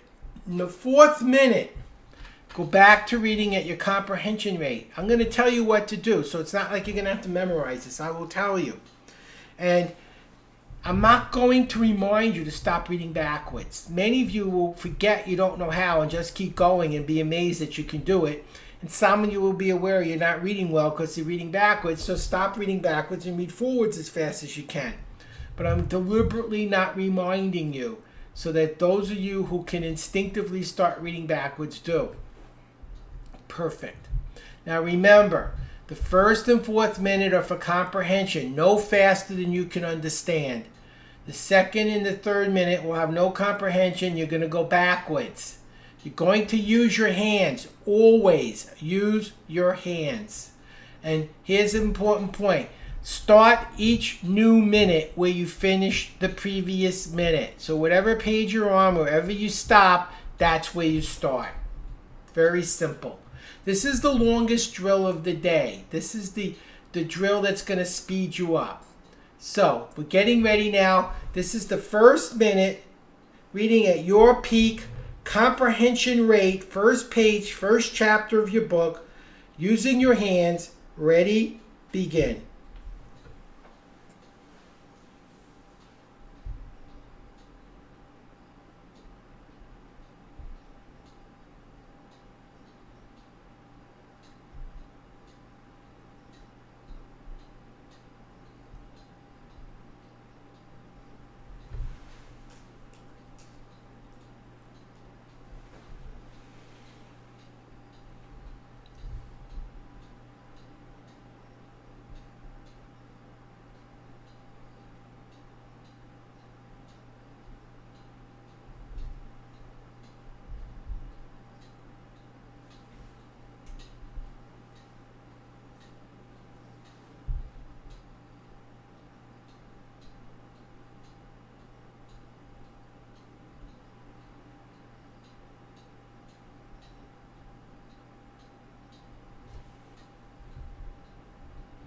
Second minute, begin doubling. Go backwards, back and forth and down, back and forth and down. Continue from where you just stopped.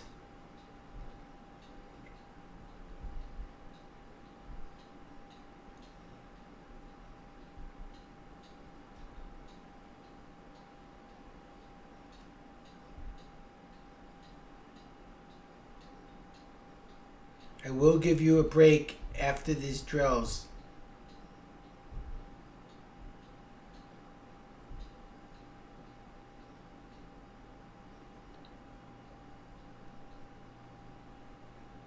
Reading backwards using your hands.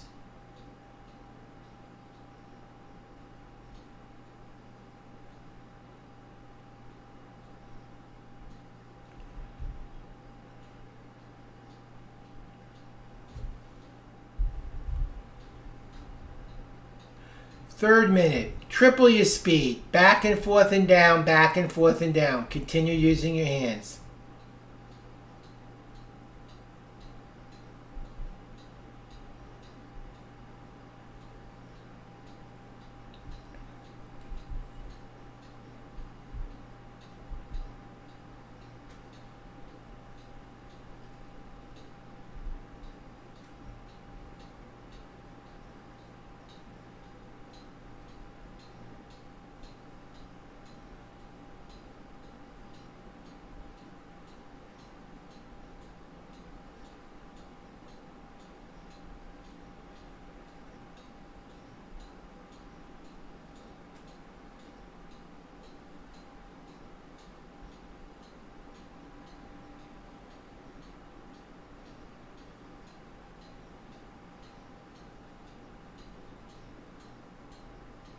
Fourth minute, read at your peak comprehension rate. Comprehension rate.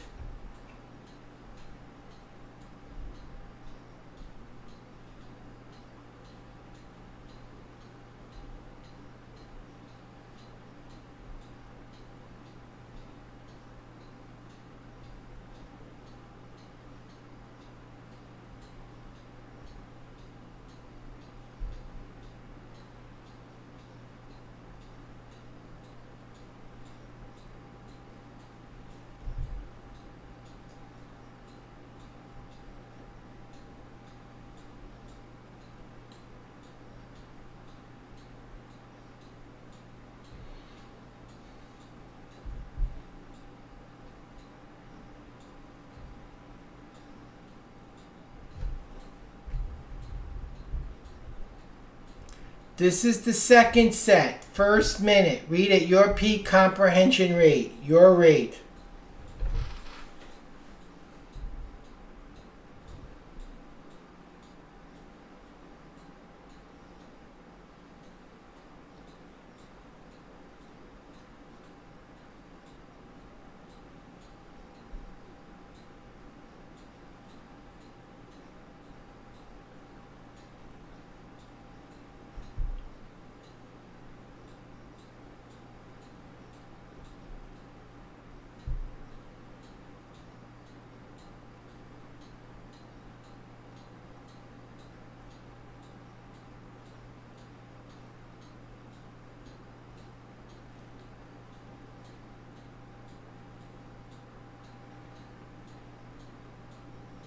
Remember to use your hands.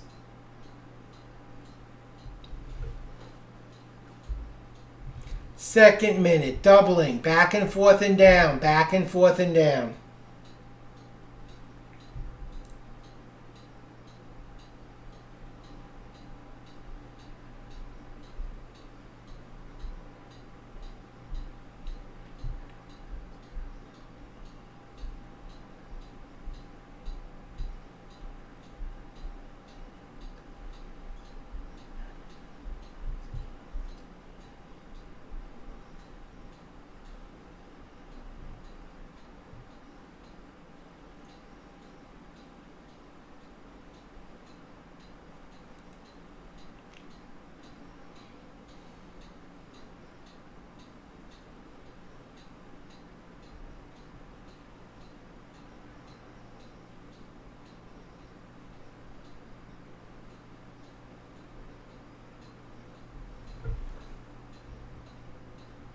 Minute 3, double, tripling, back and forth and down, back and forth and down. Doing great.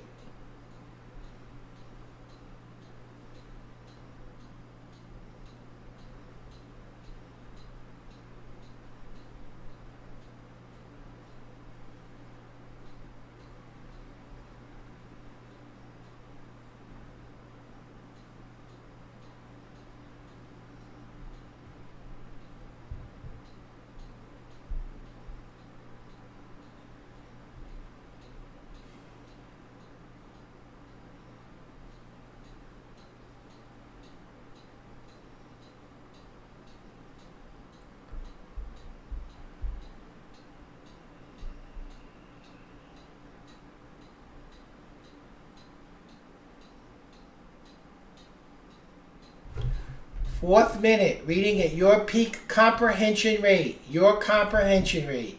Use your hands.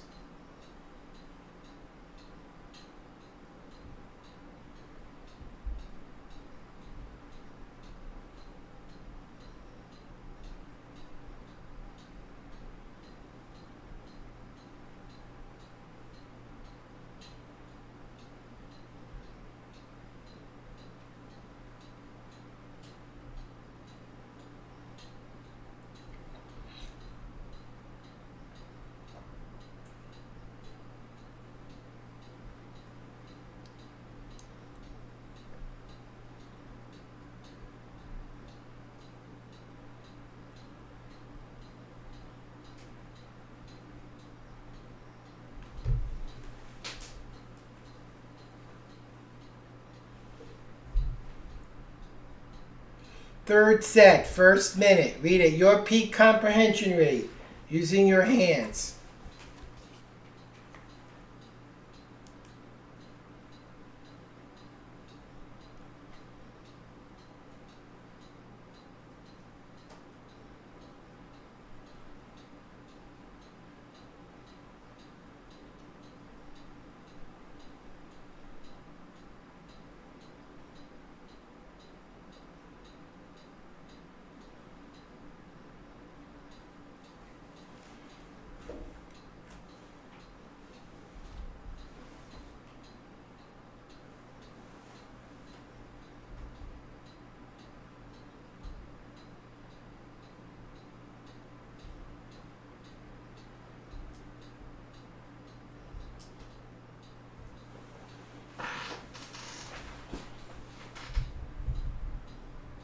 Minute 2, doubling. Read backwards. Back and forth and down, back and forth and down.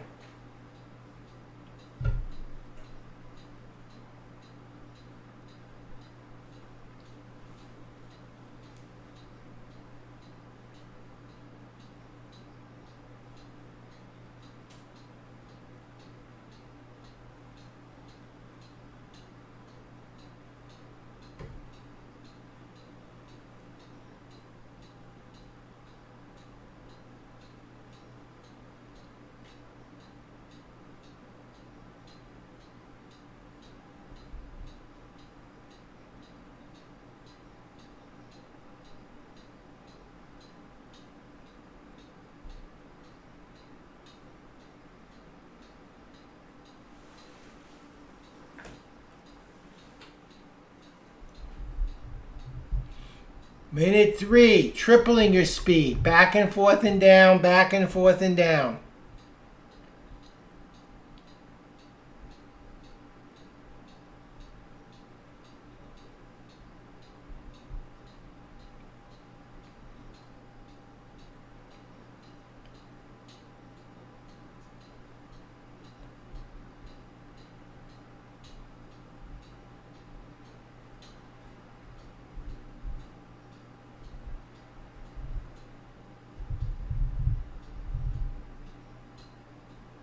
Doing fantastic.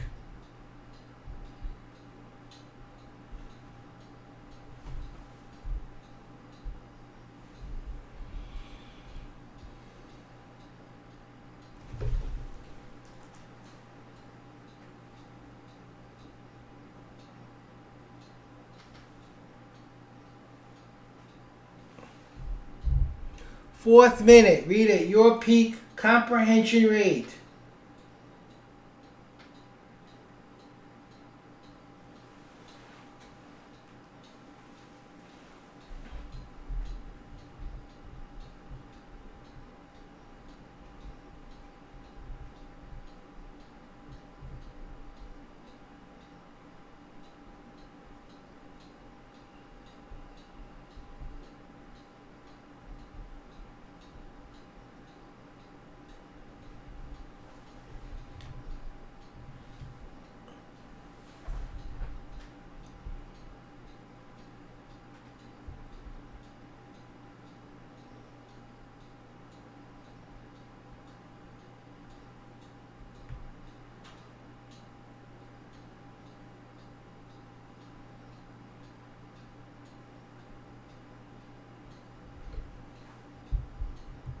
First minute, comprehension rate. Use your hands. Last set. You're almost done.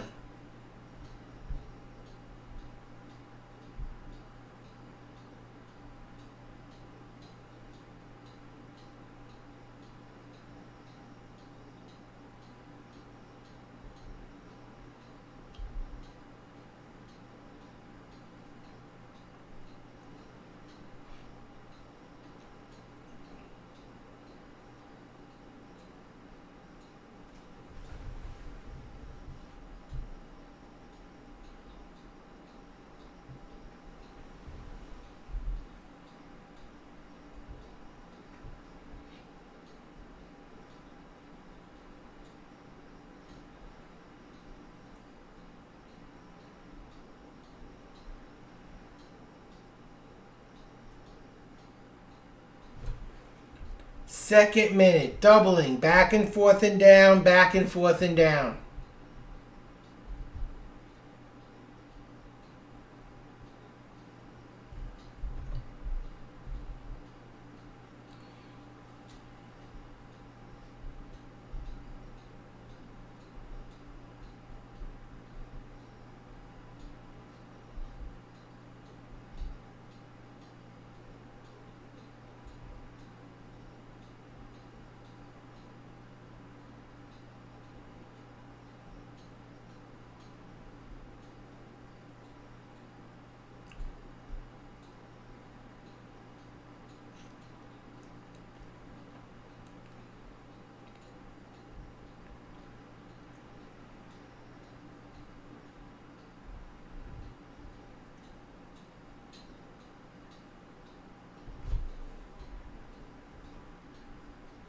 Minute 3, tripling, back and forth and down, back and forth and down.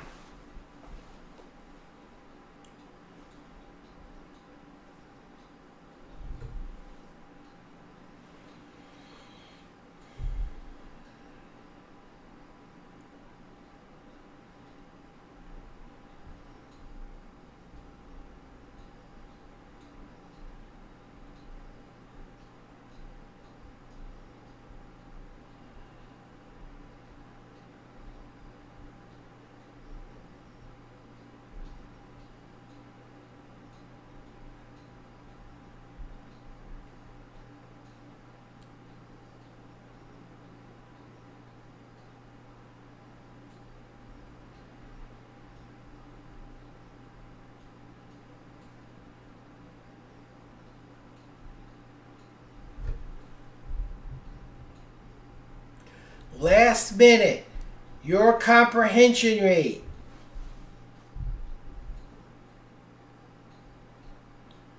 Keep using your hands.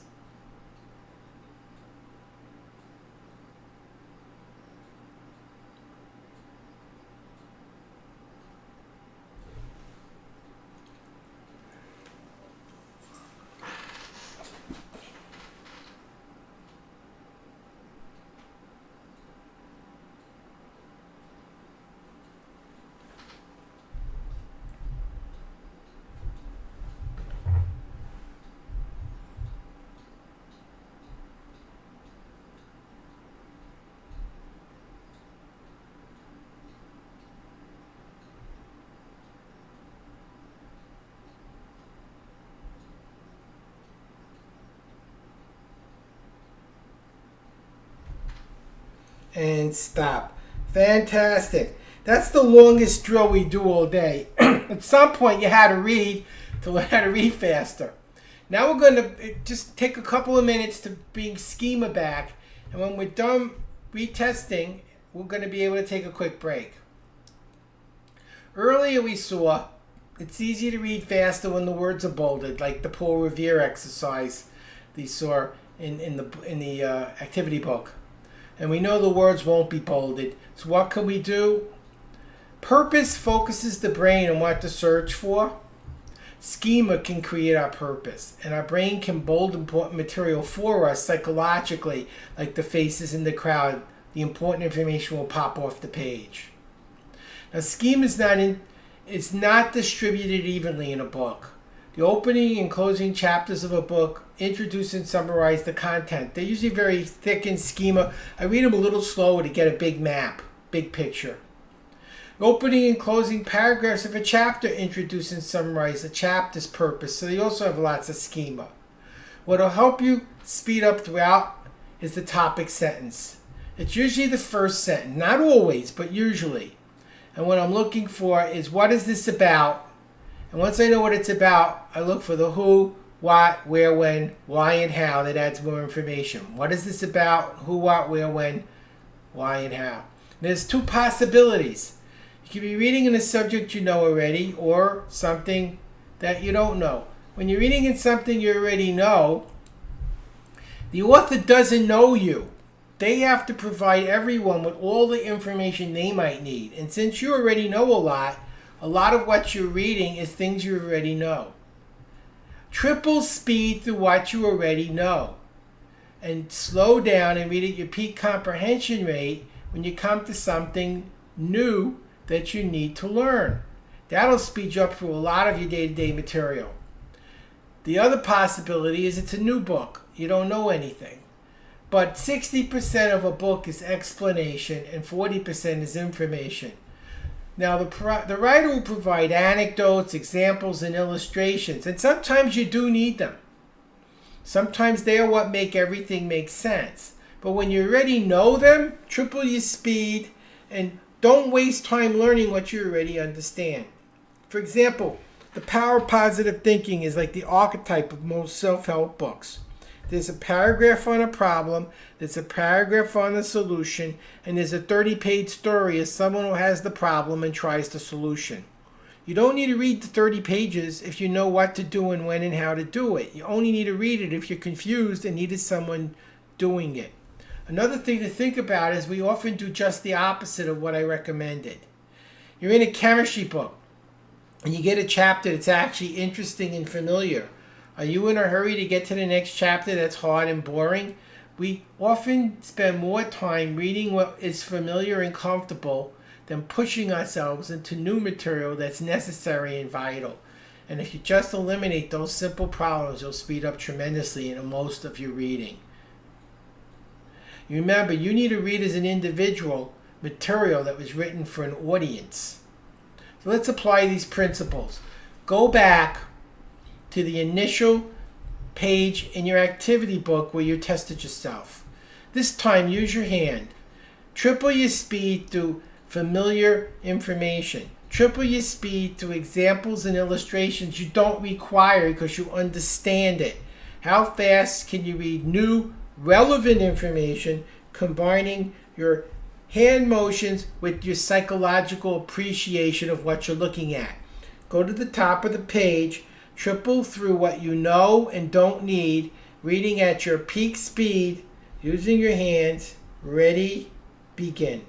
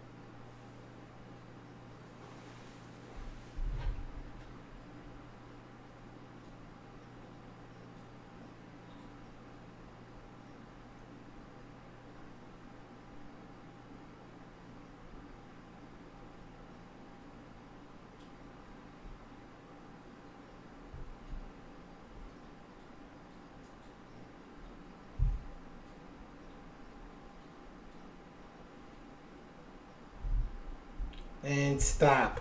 Excellent. Now, calculate your new speed. Look at the line you just read, multiply it by 10, and write it down as your ending speed and compare it to where you were before. And see how fast you're going in just a short time. Now, I know you probably need a little bit of a break, so I'm setting my clock for 10 minutes. 10 minutes. I got 4 o'clock or 4:01 where I am. So I'm starting in 10 minutes. Please be back. Use the restroom, get some coffee, a soda, whatever you want, but be back in 10 minutes, and we're going to learn how to improve comprehension, how to know what to learn, and how to remember it. We haven't learned anything yet about comprehension and learning. Not really. That's why you feel something's missing. It is. And we're going to cover all that. Take your break, and I'll see you in a couple of minutes. 10 minutes. See you then.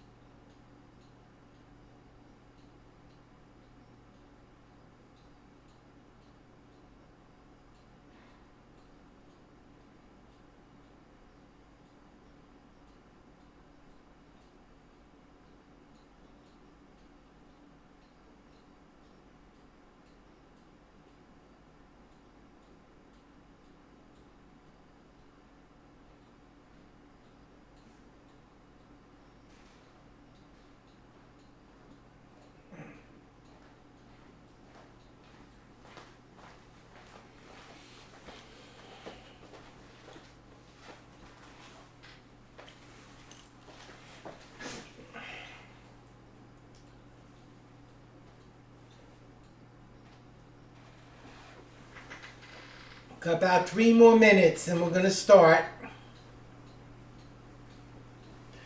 I think the second part's more fun because you had to break some habits to start and speed up. But learning to learn and understand is much easier because your brain is designed for that.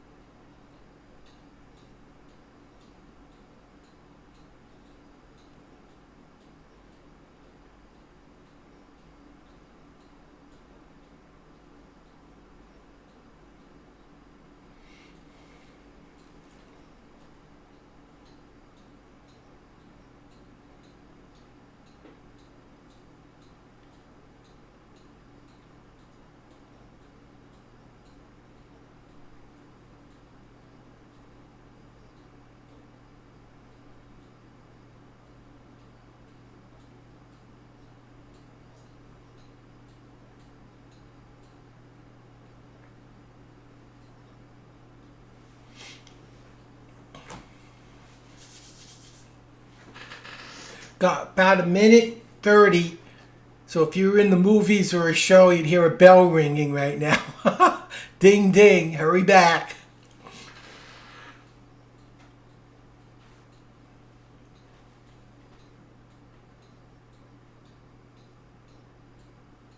I was going to recommend for those of you that have youngsters at home or nieces or nephews, when you do your replay, you'll have all this is being recorded by Russell.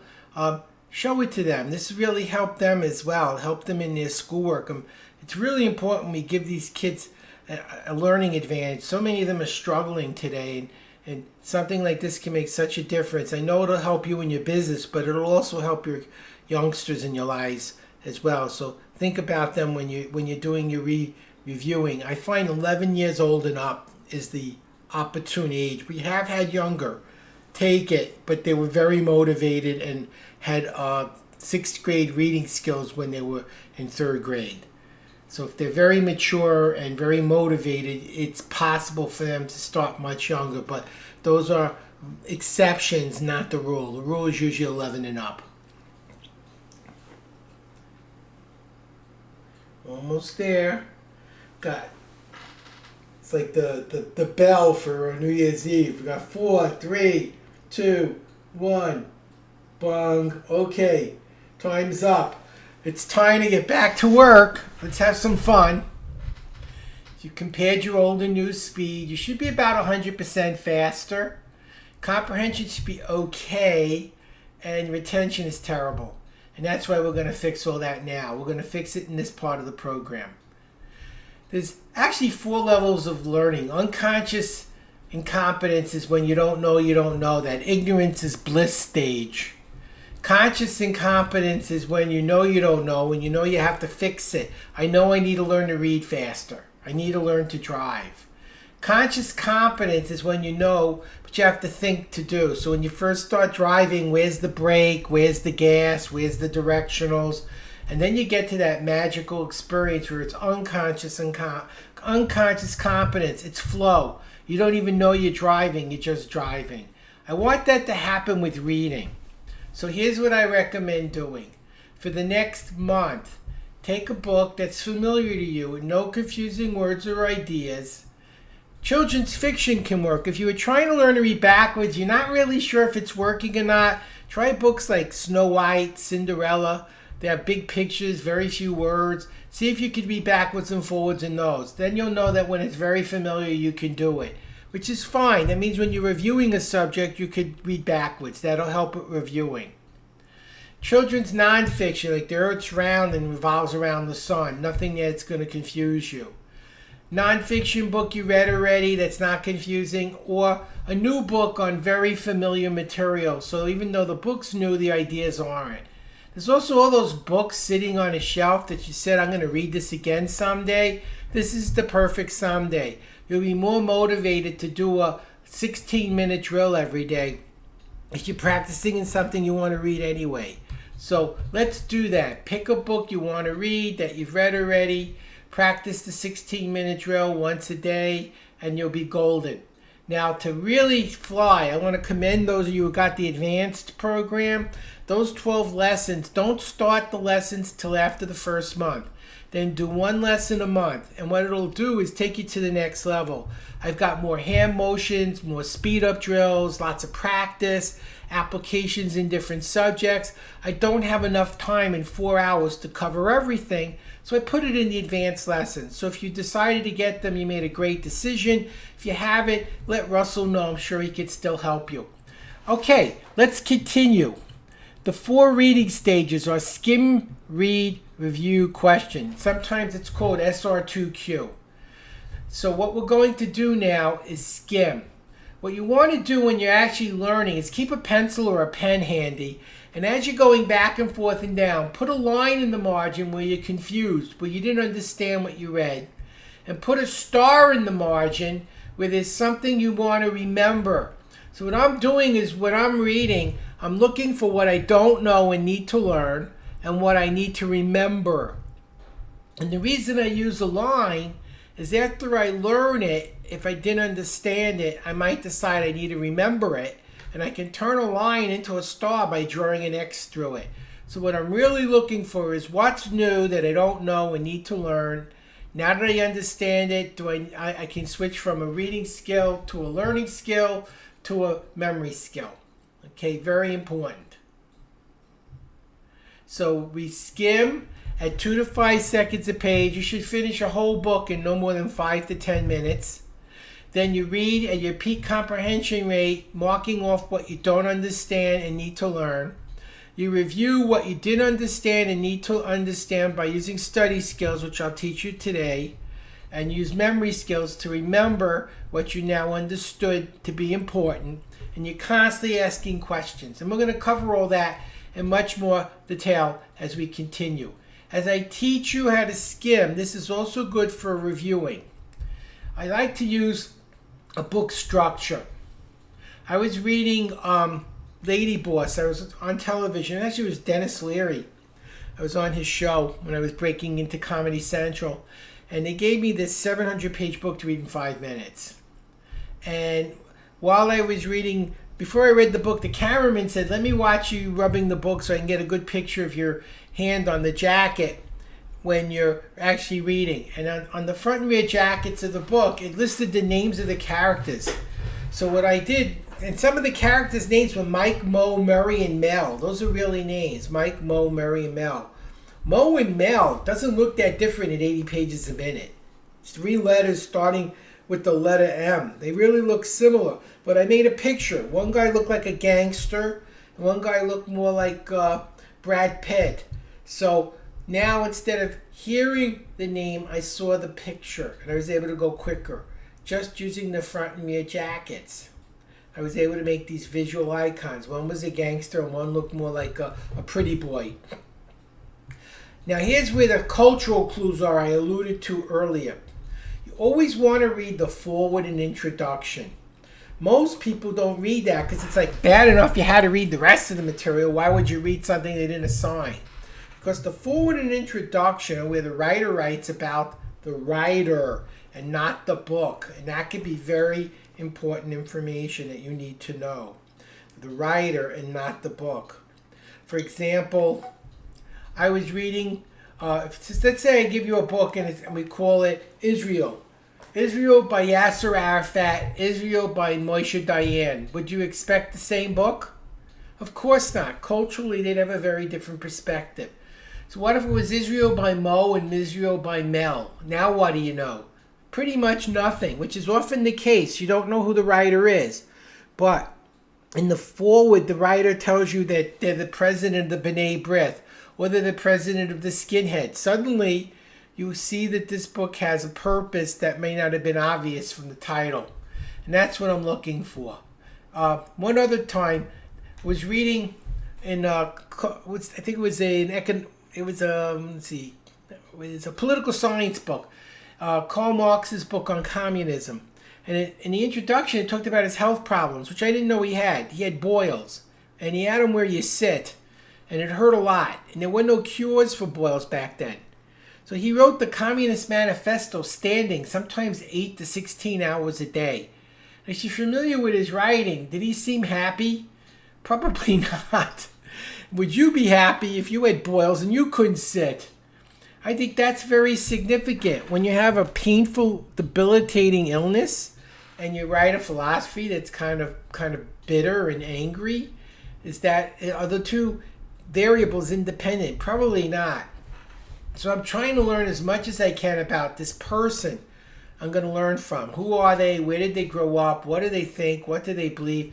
Is this an objective book, or do they have like a position they're trying to defend?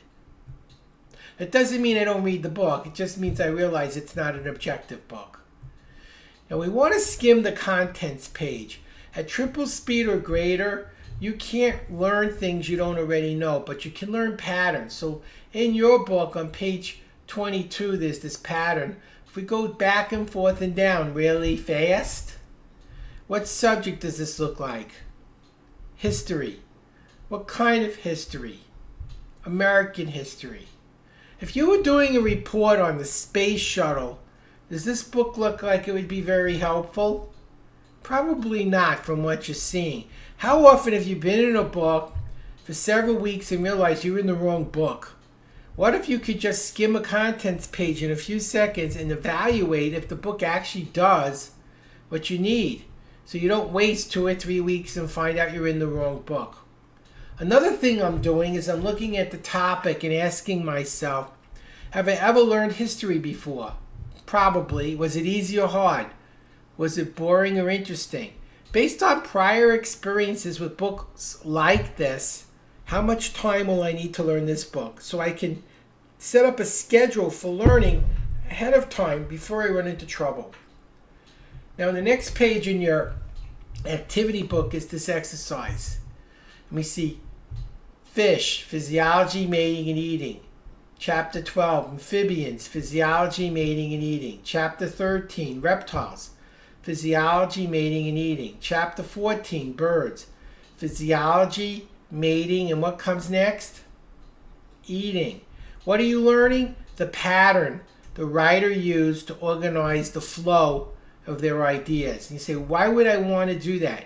When you first start reading fast, it's common to feel concerned about missing something important because you're going too quickly. If you skim the contents page and the whole book just before you read it, you're going to know what's coming before you get to it. And if you know what's coming, if the next thing is bird eating, and it is, and you're looking for it, what do we find out? When the brain's looking for blue and there's blue, you find blue. You don't find red, you find blue. And so this helps us to create a purpose by anticipating what's coming before we even get to it. And because we're thinking about it and consciously searching for it, the unconscious knows that's our purpose and makes the information pop off the page. Very, very important. The index is similar to the contents page, but it's more detailed. And in the index, there's a practice for you in page 24 in your activity book. Excuse me. As I go back and forth and down, this is a first year psych book. I don't have to read every word, but I'm seeing perception, phonemes, population, play, probability. Now let's compare that to the next page, which is a first year biology book. Baker's bodies, Balbini rings, and Basidiomycetes. Just based on what I just did, which book do you think will take more time to learn? Baker's bodies, Balbini rings, and Basidiomycetes, or perception, population, play, and probability? Which book looks like it might be more demanding of your time? And so in a very, very, very short time, we're able to do a quick evaluation. Now, the harder it is to recognize the words, because you can't learn new words you don't know at this speed. What you can do is recognize the ones you know already. Like the mall. You're not learning the names and faces of people you didn't know. you still recognize the ones you knew already. And so the harder it is to recognize what you're looking at, the more there is you need to learn, the harder it'll be and the more time it will take. The more you recognize, the easier it is, the less time you'll need, and the less time you'll have to spend learning. This is very important because it tells us which topics or subjects will require more of our attention and valuable time, and which ones will require less. So when we timeline our learning time, we can make sure we put more time on the things we need and less time on the things we already know. This will make a huge difference in your efficiency and not just your learning. Smart learners skim an index at the start of a project to get a quick evaluation of whether or not this is going to be challenging or easy.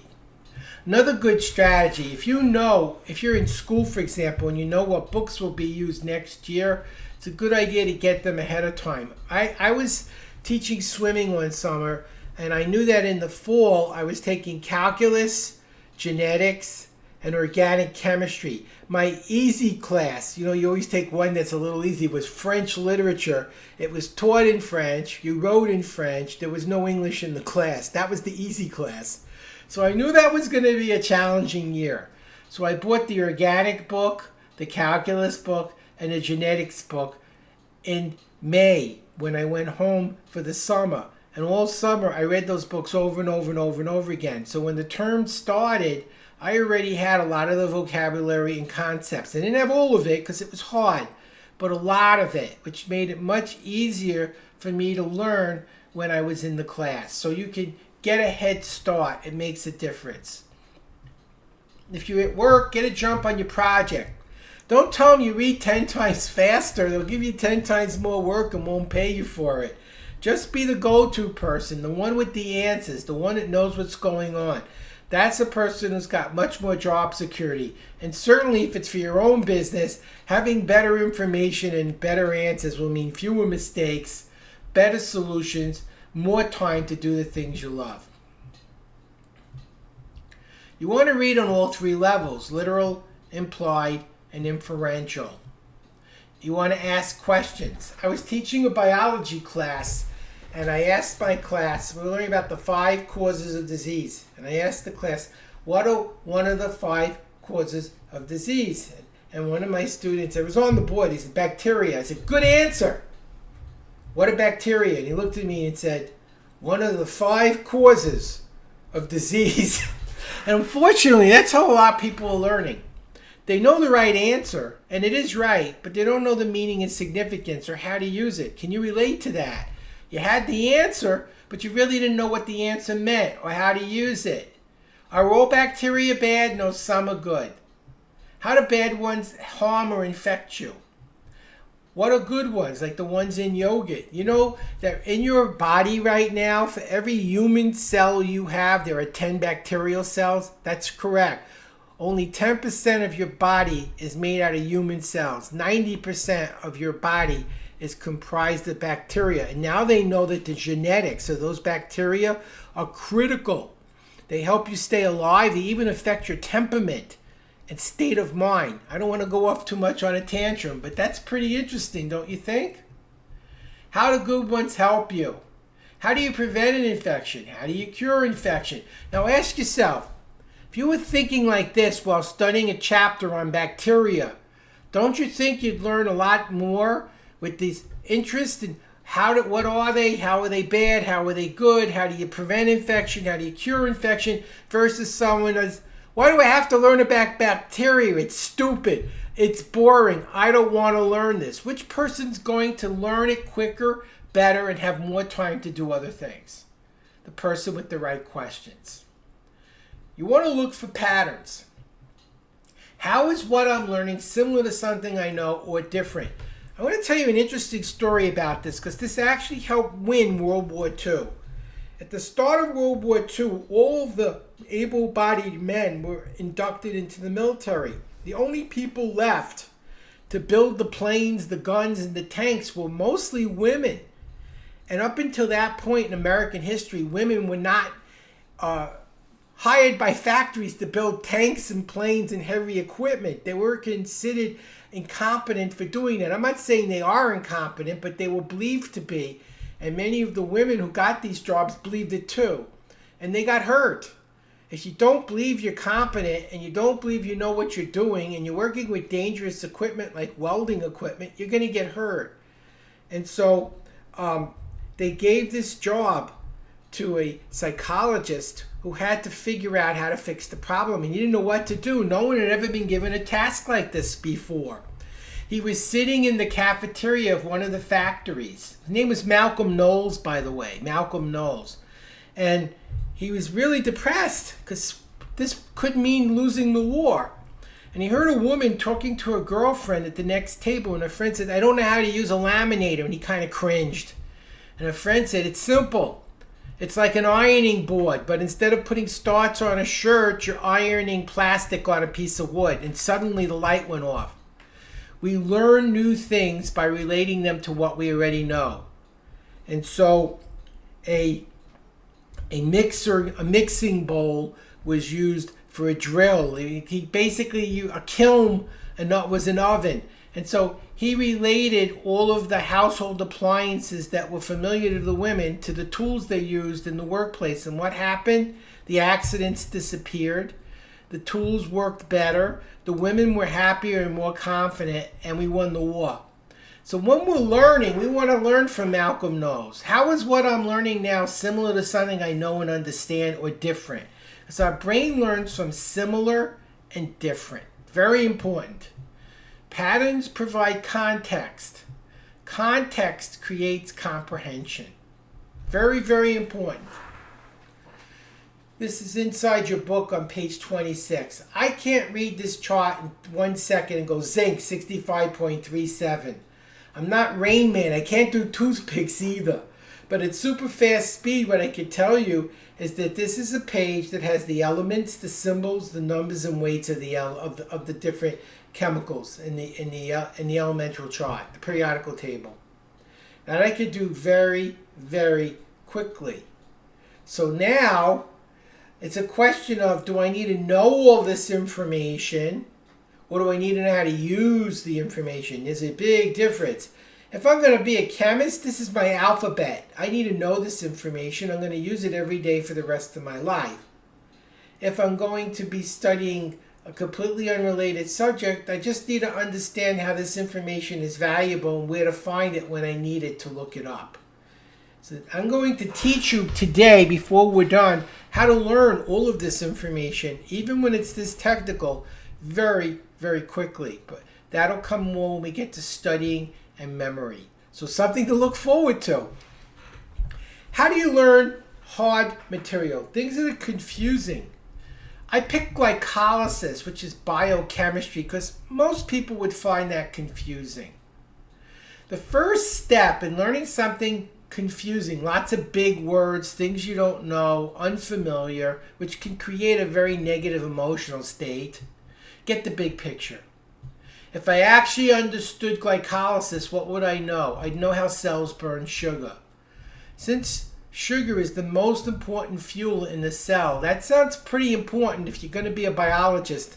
Otherwise, you probably shouldn't be a biologist. You should pick a different subject. So learn if you actually knew what you were learning, what would you know how to do? Then what's the pattern of the material? And so here's a pattern.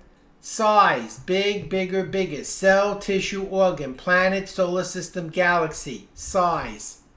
Temporal, past, present, future. Common in many biographies and history books. Goes from the past to the present to the future. This is an ordinal pattern. Much of science and math is a cookbook. Glycolysis, step 1. Glucose 6-phosphate transforms into fructose 6-phosphate. Then fructose 6-phosphate transforms into fructose 1,6-diphosphate. And what I'm doing is I'm learning the steps. And when I know the step 1 and step 2, I can say, where in the cell does glucose 6-phosphate become fructose 6-phosphate? And how does it become it? And what's the purpose of that? So once I know the big picture, I can look for the who, what, where, when, why, and how. Now I don't just see a bunch of big words I don't understand. I understand this is the recipe for burning sugar in a cell. And these are the steps and how it's done. And I learn one step at a time and how it connects to the next step and then to the next step. And because I know what I'm doing is one step at a time, it's a recipe, I'm able to learn it where before it looked overwhelming. And that's how we learn difficult material. We bite down one bite at a time. There's a saying in writing, how do you eat an elephant? And it's one bite at a time. And the same things with writing a book. How do you write a book? One page at a time. You have to start with a little piece and make it bigger and bigger and bigger. The first step is get the big picture. If I understood this, what would I know? And then step 1, step 2, step 3. That's how much of physics, chemistry, and math is learned. It's also true of some of the things you're learning in computer programming and website design as well. There's steps or stages. Making a book structure. Make full use of charts and diagrams. Any book that has pictures or charts, I read them first before reading the text because they provide schematic clues. I'm reading about the mitral valve, a part of the heart. I don't know where it is or what it is or how it works. And I see where it is in a picture and the names and parts and functions of the organs, the parts of the heart surrounding it. Now when I read my text, I can relate the words back to what the picture showed me, and it makes a lot more sense. By the way, one of the best ways to practice learning complicated information using charts and diagrams is to look at Scientific American. You can go to any library, they have them there, it's free, and get the Scientific American and just skim the chapters, the different articles, looking only at the pictures and their captions, and you'd be amazed. Probably 70 to 80% of the content of any article is contained in the pictures alone. And getting comfortable doing it there will allow you to take that skill into anything else that has charts and diagrams. That's a suggestion. Some of this is what I do in my advanced lessons. I take some of the strategies that I've taught quickly and I spend a lot more time practicing it and going into more detail because I have more time to do it. Contextual clues. I mentioned that math is something most people struggle with. 38% of high school seniors can't count. Some of them work at oil refineries. There was an explosion many years ago in an oil refinery because a mechanic miscalibrated a dial. Unfortunately, not only did he blow up a tank of gas, he also killed himself. And I'm sure that was pretty tragic. So they hired me, sort of like Malcolm Knowles, fix it. Teach them how to do this and teach it fast. We can't afford another person to be killed and to lose another tank of gas. Hundreds of thousands of gallons of gas. Very expensive. I said, they already know fractions and decimals and percentages. They just don't realize it. I said, can they count money? 0.25 is a quarter. 25% of a dollar. 0.50 is a half dollar, 50%. 0.75 is 3/4, 75%. 1% is a penny, 5% is a nickel, 10% is a dime. And if you stop thinking of the numbers as numbers and think of it as money and change, something you already understand and know, you'll see that you already understand fractions, decimals, and percentages. And of course, the light went on because it was true. And that's how you learn things. You find something that's similar or different to what you need to know, find the relationship, understand the relationship, and then the deeper understanding of the new material becomes very easy for your brain to absorb.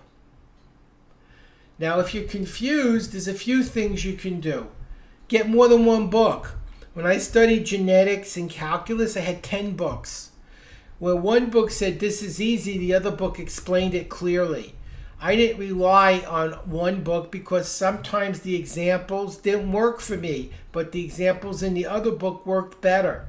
So in the past, it was hard enough to read one book, but now as your speed gets quicker and quicker, it'll be easy for you to go to a second or third or even a fourth book to find more schema, more examples, and more clarification that suddenly makes confusing information meaningful. You're lucky. When I went to college, there were no search engines. We didn't even have calculators. We used slide rules, which was really hard. You have search engines. You can look things up. You could call up people that are experts or friends, but make sure you get collaboration. Sometimes, particularly online, information isn't necessarily true. So see what other people are saying about that explanation. If they tell you it's true, most people say that's bad. You don't want to jump to conclusions based on that information alone. When you're reading in a magazine, you don't necessarily need to read every article. Find the ones most interesting to you and just read those. If you don't have unlimited time, use your time focusing on what matters. And speaking of time, the average person spends 2 to 3 years of their life standing in a line. Did you know that? 2 to 3 years of their life. That's a long time. So what I like to recommend is that what you do is you bring a book. So the next time you're standing on a line, you have a book there ready. That's why they call them pocketbooks. And suddenly you get 2 to 3 more years of work done. And you're getting it done when you were bored and had nothing to do. Doesn't that make sense? You could possibly put it on an iPad or in the phone. So if you don't have a book, you still have some of the material in your phone or your iPad. So no matter where you are, you can use this time when you're waiting for a waiter or a waitress or waiting on for a bus or a train or a plane at the airport. You can use that time productively, and that means you get more time to do other things because your work is done. I wanted to show you how to read embedded information. This is on page 28 in your activity book. What you want to do is first you skim the main story. So this is about the Marines going to Mogadishu. So you skim the first story and you find out this is about the Marines going to Mogadishu. And then the question is, do you care? If the answer is no, you don't want to read anymore. You're done. You don't care. The answer is yes. You notice there's another part. Understanding the problem. Understanding the problem explains what happened that required them to go. The problem is what happened when they got there. So if I see there's a second story, I skim it. At top speed, I can't recognize or understand something I don't already know. If I recognize it, then it means I already know it and I don't need to read it. If I don't recognize it, it means I don't know and I need to read it first. Now I know why they're going, and then I read what happened when they went. And that's how you handle stories that are embedded. That's common in a lot of magazines and some textbooks. By the way, it's also useful in footnotes. I get a kick out of watching students reading Shakespeare's plays because it's in Old English, which is difficult. But there's usually definitions on the bottom of each page to make the words more meaningful. For example, a bodkin is a knife. So what I see is they're reading from top to bottom, getting confused, and by the time they're on the bottom, they don't care that the words are there. They're too frustrated. What would happen if first you read what the words meant before you were confused, and then read the words knowing what they meant? The problem would fix itself. So we've been reading like third graders. First page, first paragraph, first sentence, first word. But we don't have to read like that. We could start on the bottom where the definitions are first and then move back to the other parts of the book, moving to the part that has the words on the top. So now we know what they mean. Much smarter strategy. Footnotes provide schema. So it's often wise to read them first, even though they're on the bottom. I want to give you a few strategies for taking tests. I know some of you will be doing certification exams, licensing exams, and if not, maybe in the future you might not realize it, and it certainly won't hurt to know how to do this. Or maybe you want to create a licensing exam for someone who's working in your company or getting licensed by you. So this could be useful. Skim the test in 3 minutes or less. You don't want to spend a lot of your study time skimming. You want to spend your time learning. Look for anything familiar. Anything that makes any sense that you think you know, put an X next to. Those are the first questions you're going to answer. They're the low-hanging fruit. This way, if you shouldn't finish for any reason, you got all the easy answers first. And here's a big one. Always read the essays first. In most exams, the essays are at the end, and you have like 10 minutes to write 5 essays. I'm sure you can relate to that. It's usually true that the information that's on the essay is somewhere else on the test. So if I'm reading a test on circulation, and the essay question is name the 5 parts of the circulatory system and their function, the 5 blood vessels in the circulatory system. So you have artery, vein, arterial, venule, and capillary.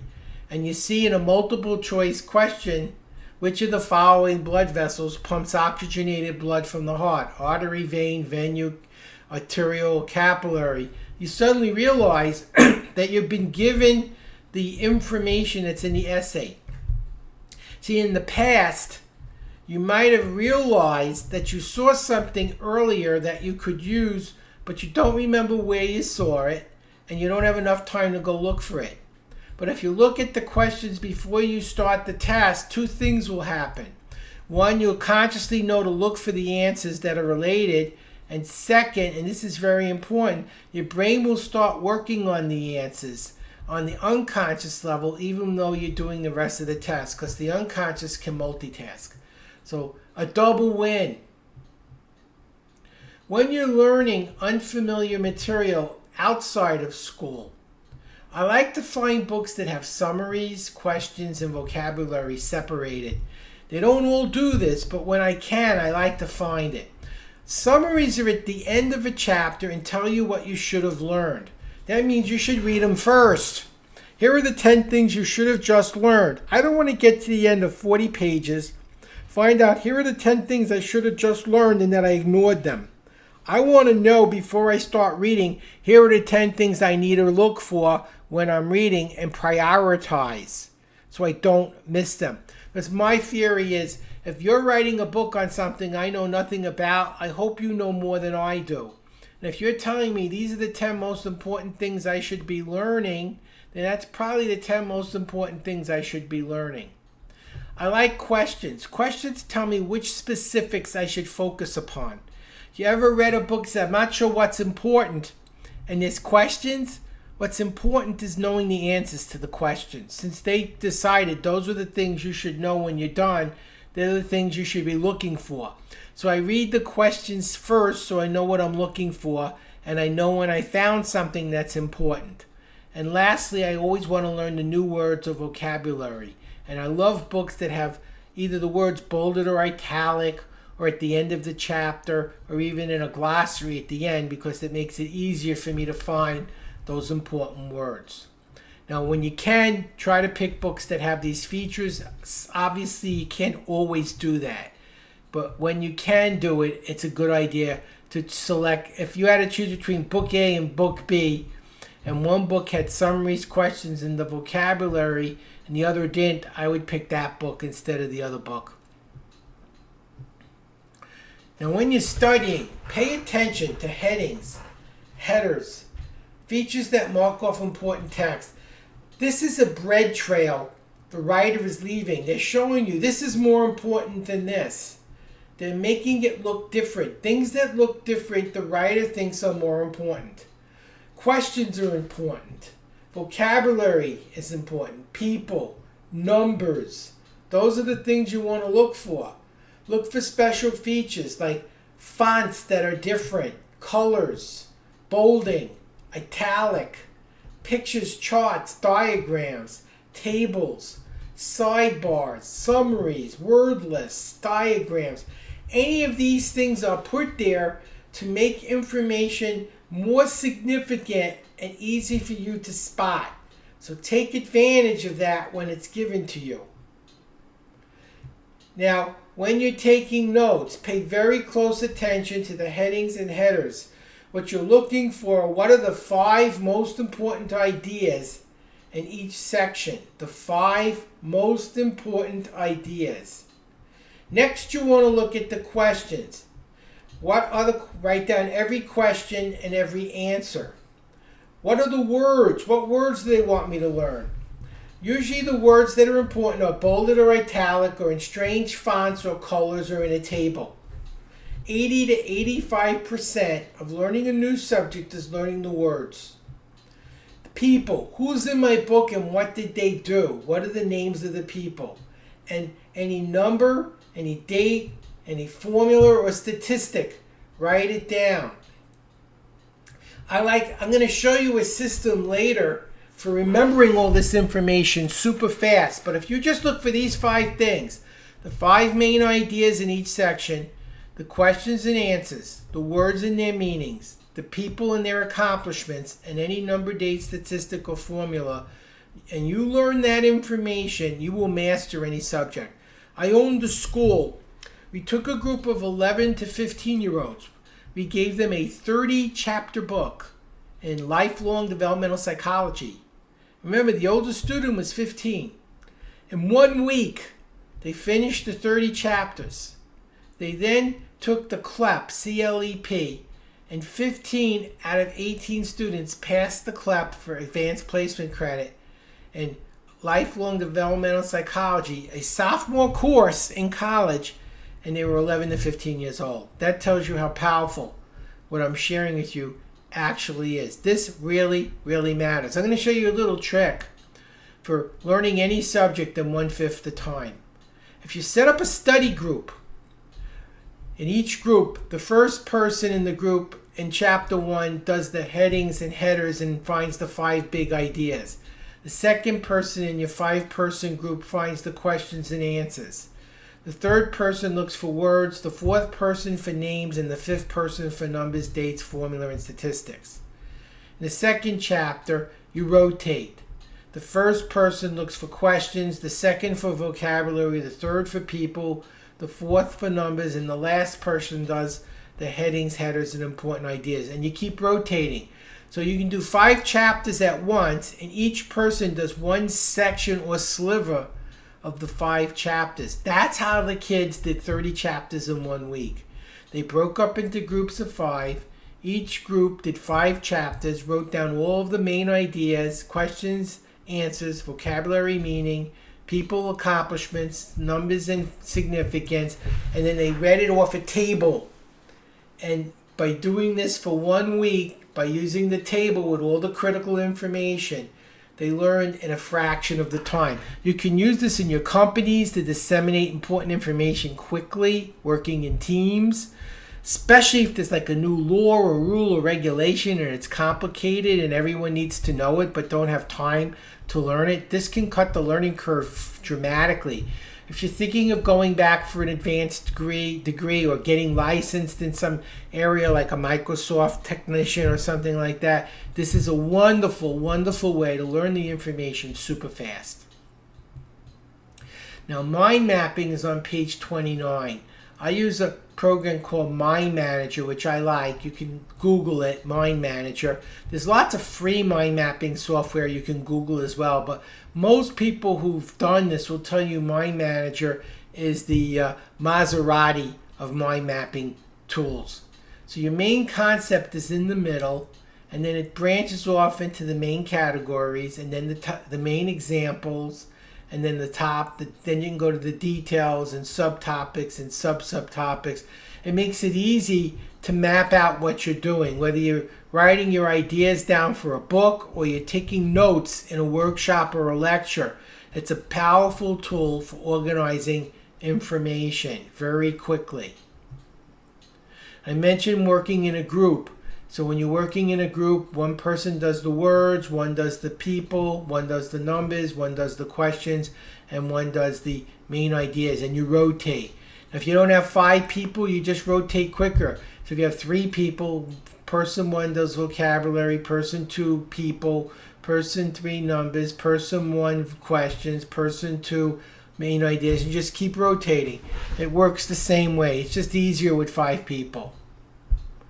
You could also take notes on multiple sources. When you have several different books that give you different solutions for the same problem, write down the problem you want to solve in column A and how each book depicts the solution in column B, C, D, and E. I would probably do this in landscape instead of portrait mode if I was in the word processor, or you can do it in Excel. And in this way you can quickly see how different books are offering different strategies for the same problem and do a quick analysis side by side to determine which one works best. Or if you're like many of the people who work with Russell, you test. You test the different strategies and find out which one works best. Either way, this is a very powerful way of taking control over lots of complex information that's in more than one source of material. So mind mapping is also very good for this as well. Now this is very important. This is single most important skill you can learn, emotional intelligence.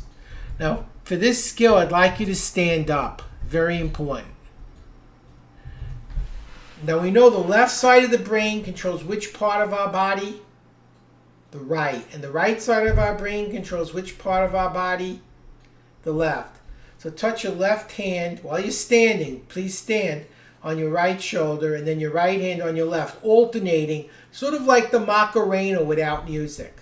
Perfect. Now do this again, but this time touch your left arm to your right knee and then your right arm to your left knee, sort of like the Charleston, alternating. And you're going to find you have to think a little more because one part of your brain is moving your knee and the other part is moving your arm. And when you're done, make a fist with your right hand, hold it over your head with your thumb and your fist, and say, I feel great, yes! And say it like you mean it, with sincerity. I feel great, yes! Perfect. We're going to do 3 sets of these. What I'm going to teach you is how to create an emotional state. A state of energy. So when you're tired, taking a long class, or tired in an exam, or tired in a meeting, you'll be able to quickly energize. We're going to do 3 sets of these. Starting with the left to right shoulder taps. Ready? 1, 2, 3, 4, 5, 6, 7, 8. Knee taps. 1, 2, 3, 4, 5, 6, 7, 8. Make a fist. How do you feel? I feel great. Yes. We're going to do it this time a little faster, so stay with me. Very important. Left to right shoulder taps. Ready? 1, 2, 3, 4, 5, 6, 7, 8. Knees. 1, 2, 3, 4, 5, 6, 7, 8. Make a fist. How do you feel? I feel great. Yes. This time we're going to go all out. Starting with the shoulder taps. Ready? 1, 2, 3, 4, 5, 6, 7, 8. Knees. 1, 2, 3, 4, 5, 6, 7, 8. Make a fist. I feel great. Yes. Put a big smile on your face. Give yourself a hand. Sit down and feel great. Let me show you what you learn. Do you know what happens when you do this 3 times? Nothing. But you do want something. So let me show you how to get something because it's not wasting time. What we did is we stimulated the left and then the right brain and then both at the same time and went quicker and quicker. By speeding it up, we got more oxygen to the brain, got more alert, felt better, and at the peak of feeling better, we squeezed our thumb and said, I feel great, yes. Remember Pavlov? Rang a bell, fed a dog. Rang a bell, fed a dog. Rang a bell, the dog drooled. You don't want to drool, but you do want more energy. By squeezing your thumb and saying, I feel great, yes, eventually, because you do this enough times, you'll wake up and feel the way you do at the end of this drill. Because you don't want to be in a business meeting and tapping your shoulders. You'll look a little strange. You certainly don't want to do this at school. But you can squeeze your thumb and say to yourself, I feel great, yes. Now, the best way to condition this, the latest studies suggest to develop a new habit takes 60 days. Do 3 of these in a row like we just did, 8 in a set, every day for 2 months. And then when you're in a boring meeting, need a little energy, need to wake up driving in a car, squeeze the thumb, go, I feel great, yes, and you know what? You'll wake up. Perfect. You see, learning is state dependent. The Russians did an experiment that proved this. That's why the military trains people with live ammunition to scare them. The fire department has them train in burning buildings. The police department simulate dangerous scenarios so that the adrenaline is flowing, just like it'll be flowing when they're in danger. Most of us study in a relaxed atmosphere and then test in a stressful atmosphere and can't remember anything. Now here's a little caveat that you want to use, because many of you make products and services. What are the emotional states that your ideal prospect or client needs to have to successfully use your product or service? And what are the emotional states that can interfere with this successfully using a product or service? Let me be more specific. If I'm teaching you how to drive and you learn to drive well, but don't feel comfortable taking tests, and the gentleman or woman who tests you for your license slides in the car and you get anxious and can't remember anything, what happens to your license? You don't get it. If I teach you how to do well on an SAT, but you get bored in the middle of the test and say, I'm bored, I want to go home now, like many students do, what happens to your score? Learning to control these emotional states is so critical for success. The same way you can learn to relax. Play some relaxing classical music like the Nutcracker Suite or possibly Brahms' Lullaby. And after you're feeling real relaxed, gently squeeze your left thumb and say, I feel relaxed. Because you know what? You do. And do this every day for 90 days. And what do you think happens now when you're feeling stressed? You gently squeeze your left thumb and say, I feel relaxed. And what would you feel? Relaxed. So you can actually create emotional states you need to have to successfully do what it is you're trying to accomplish in your life. And you need to be teaching how to do this to your prospects and clients as well, so they can successfully use your products and services and not return them because of an emotional issue you could have fixed. Think about it. How many times have you given something back because it frustrated you, it upset you, you just didn't feel comfortable? I feel relaxed. Problem solved. Let's now look at the different kinds of reading and how to adjust our speed for these different kinds of reading. Remember, everything we're doing today is recorded. So you will be able to come back and refresh yourself, review it, look at specific sections that are applicable at any given time. Plus you have the advanced lessons. So I know I'm giving you a lot of information, but I've also was saving it. So you'll be able to refer back to it when you need it. That's the whole point of having it recorded. Pleasure reading. Don't skim. You don't want to know at the end of Gone with the Wind, Brett and Scarlett don't make it. It kind of kills the story, right? Don't review. You're not studying a book, you're relaxing. If you're studying a book, it's not pleasure reading, it's studying, and that's a different strategy. Now you want to read at the optimum rate for pleasure. How do we get that? Speed up the boring parts. I was reading Mists of Avalon, which is about the Knights of the Round Table. I really enjoyed it, but there's some really boring sections. There's like 16 pages on the furniture in King Arthur's throne room. So I went through the boring sections, every fork, spoon, knife, plate, dish, motif. I didn't care. So I read that in 10 seconds, got back to the story. So when you find a novel is getting slow and boring, triple your speed. Watch the topic sentences, verbs, and nouns, so you'll know what's happening, you just won't care. Which is better than being bored. And then you have more time to slow down and enjoy the parts you really like. Perfect. Go to your triple speed, use the topic sentences, focus on the verbs and nouns, and then read the pleasurable parts at whatever speed you find pleasurable. Because you'll speed through a large portion of the boring sections quickly, you'll have more time to give to the enjoyable parts of the book. which means you'll enjoy the enjoyable parts more and be far less frustrated by the boring parts. A double win. Now, one of the problems we were having earlier today was forgetting what we were reading almost as fast as we read it. I want to start addressing that and finding a solution. First is, why is it happening? Imagine you're in a room where there's lots of file cabinets, and every time someone gets a letter, they dump it in a cabinet and don't really pay attention. Isn't that how a lot of you have your businesses? You throw information in a drawer and you don't know where you put it. Here's a better solution. When you're working with fiction, you want to have theme, plot, atmosphere, character. So we have a place to put the information. So here we have Guinevere. On the right, she's with Lancelot, and on the left, she's with Arthur. She's very busy in this book. So here's what I'm doing. What does she look like? Remember the visual, auditory, the smells? What does her perfume smell like? What does her voice sound like? If I held her hand, what would it feel like?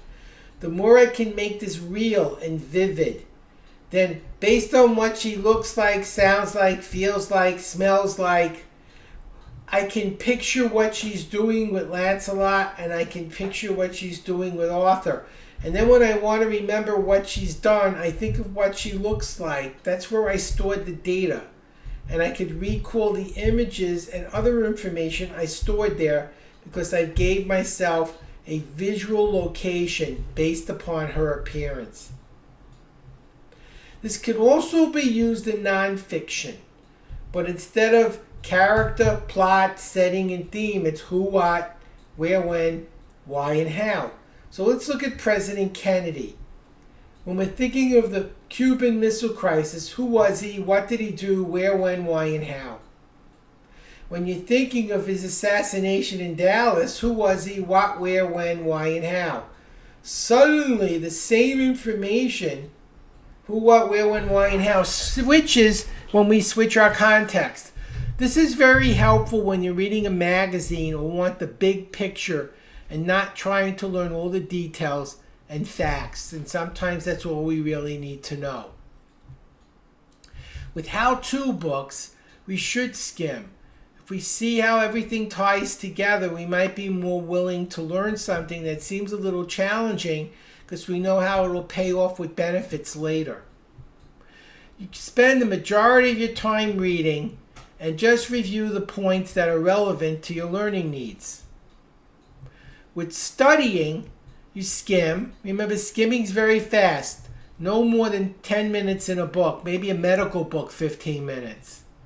Half your time you read and half the time you're reviewing. Reviewing is learning the meanings and significances of passages that confused you and memorizing information that needs to be retained and recalled. With technical learning, you skim. You only read 10% of the time, and 90% is review. You don't read Grey's Anatomy. You don't say, oh my God, what a beautiful description of a kidney, and start to cry. You have to learn the names, parts, and functions of a kidney. And so you spend the bulk of your time studying and analyzing and memorizing, not reading, because it's lots and lots and lots of detail. When you're learning something like math, skim. If I understood this, what would I know how to do? Get the big picture. Copy each example and analyze each step. What's step 1 and why do I need to do it? What's step 2 and why do I need to do it? What's step 3 and why do I need to do it? And then go back and replicate the steps without looking at your book.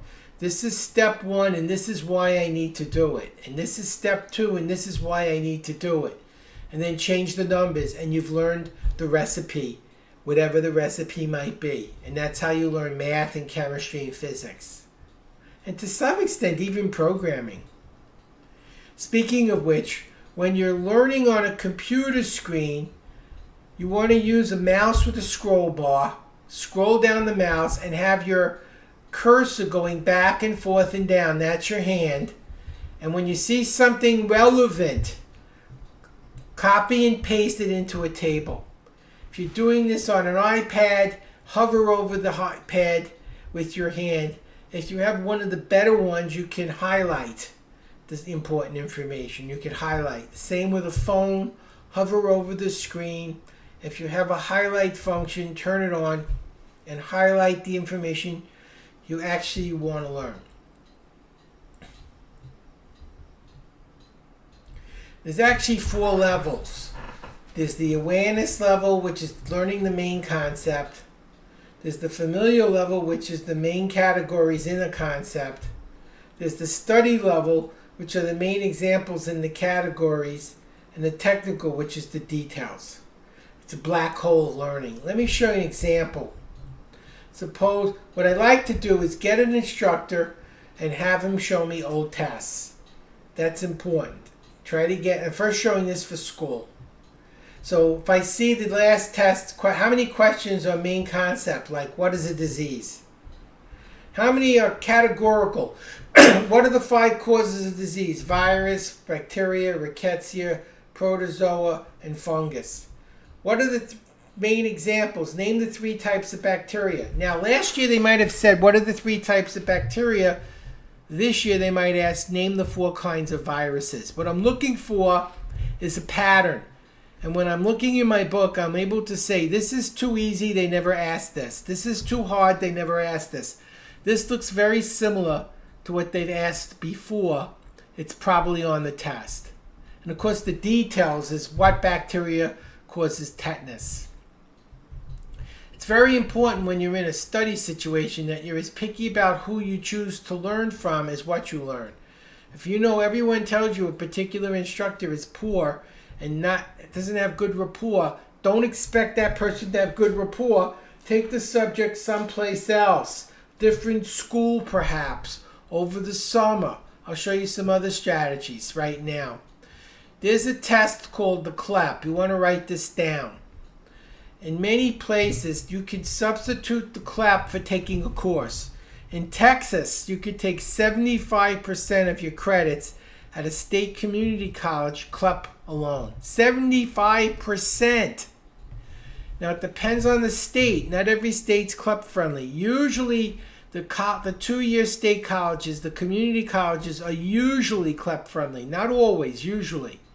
The 4-year state colleges are often CLEP friendly.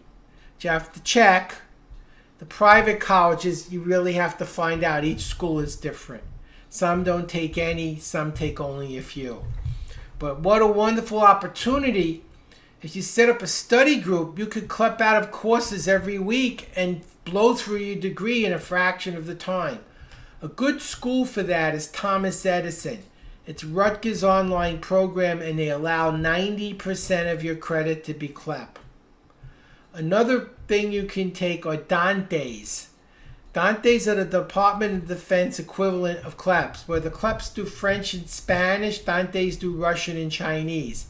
Dantes do paralegal and comparative religion.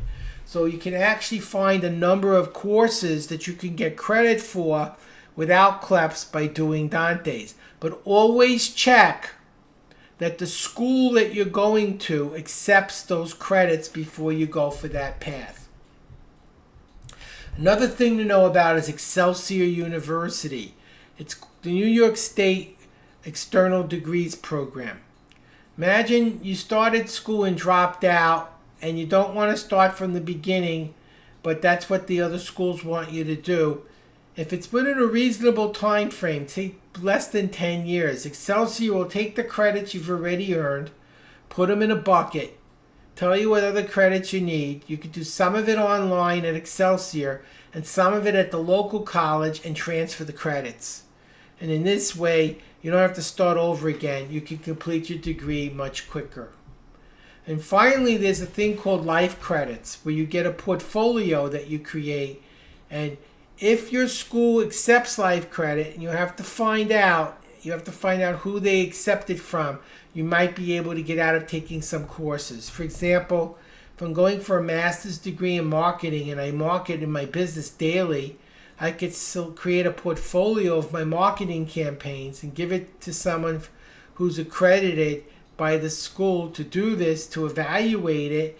And if they give me the credit, I don't have to take that course in marketing because I've proven I already know the subject. These are just different ways of getting degrees quicker. Now we're going to go into memory. This is one of my favorite subjects. We're going really quick. We're almost done. I'm excited. I didn't expect to go this quick. You guys are great. Remember when we were learning, you want to learn words, names, numbers, dates, statistics, questions, and main ideas? This is the way I do it. I use 4x6 or 3x5 cards. On one side I write the word, the other side the definition. On one side I write the name, the other side what they accomplished. On one side I write the main concept, the section header, on the other side the 5 ideas. On one side I write the question, the other side I write the answer. And it's phenomenal. You'll find yourself learning super fast. You shuffle the cards, and here's where it gets interesting. Let's say one side says hola, the other would say hello. If one side says Agellius phoenicius, the other side says red-winged blackbird. Do you see how it's working? So if you get it right, you're done. You're golden. What if you get it wrong?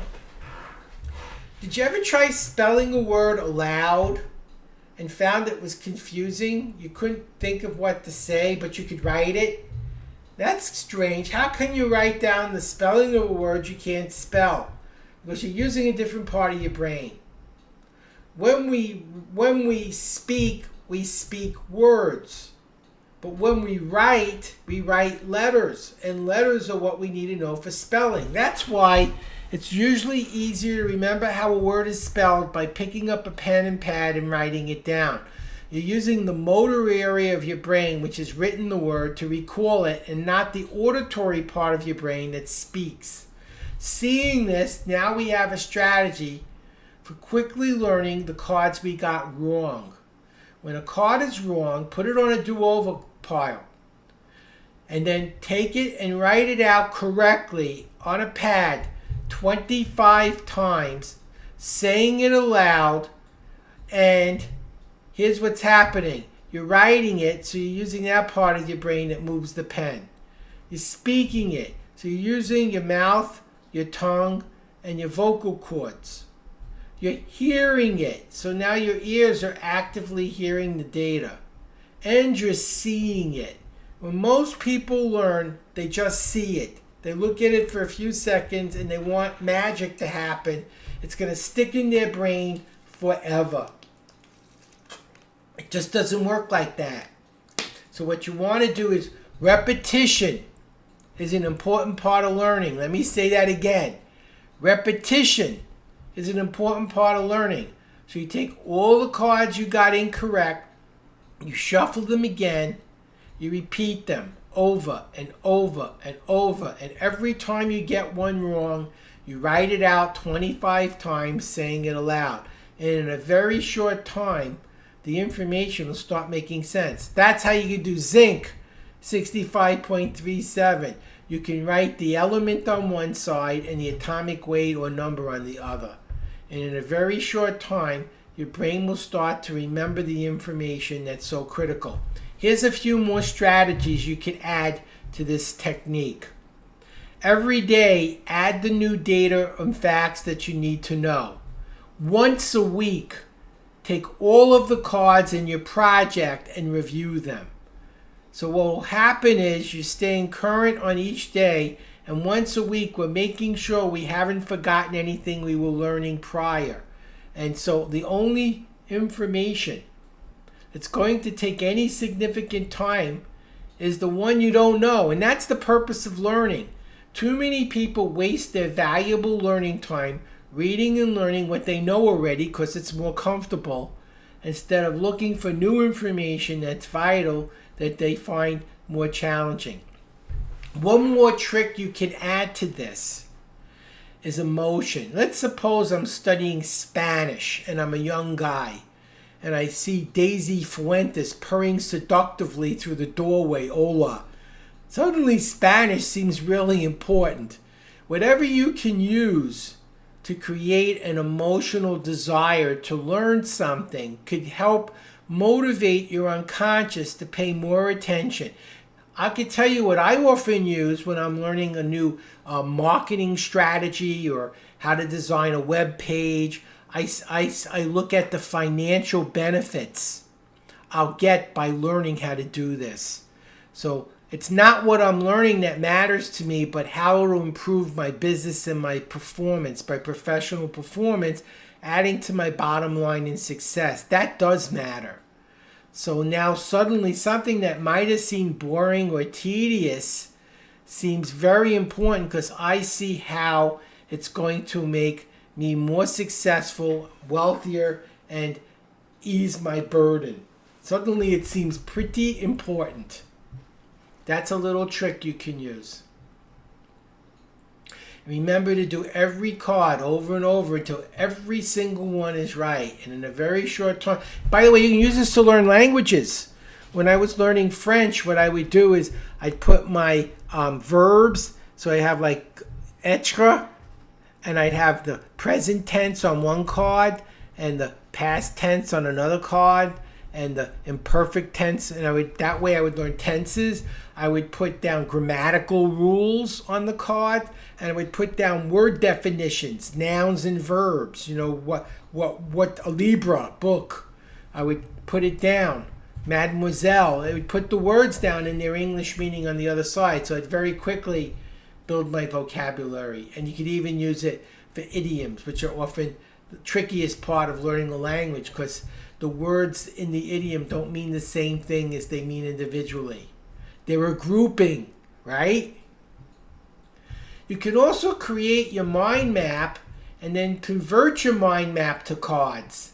So what you do is inside the mind map function, there's a function for export, and it'll export it as a list.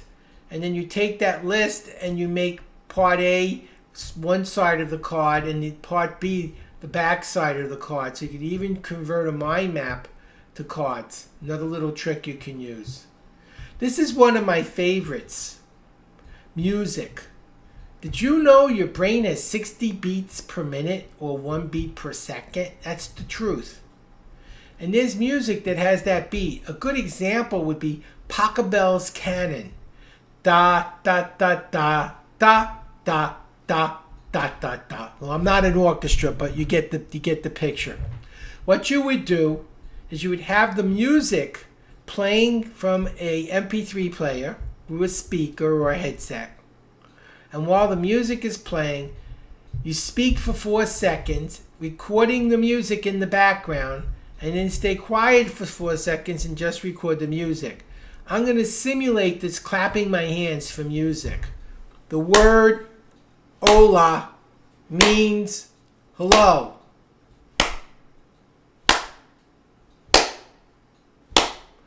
Zinc weighs 65.37.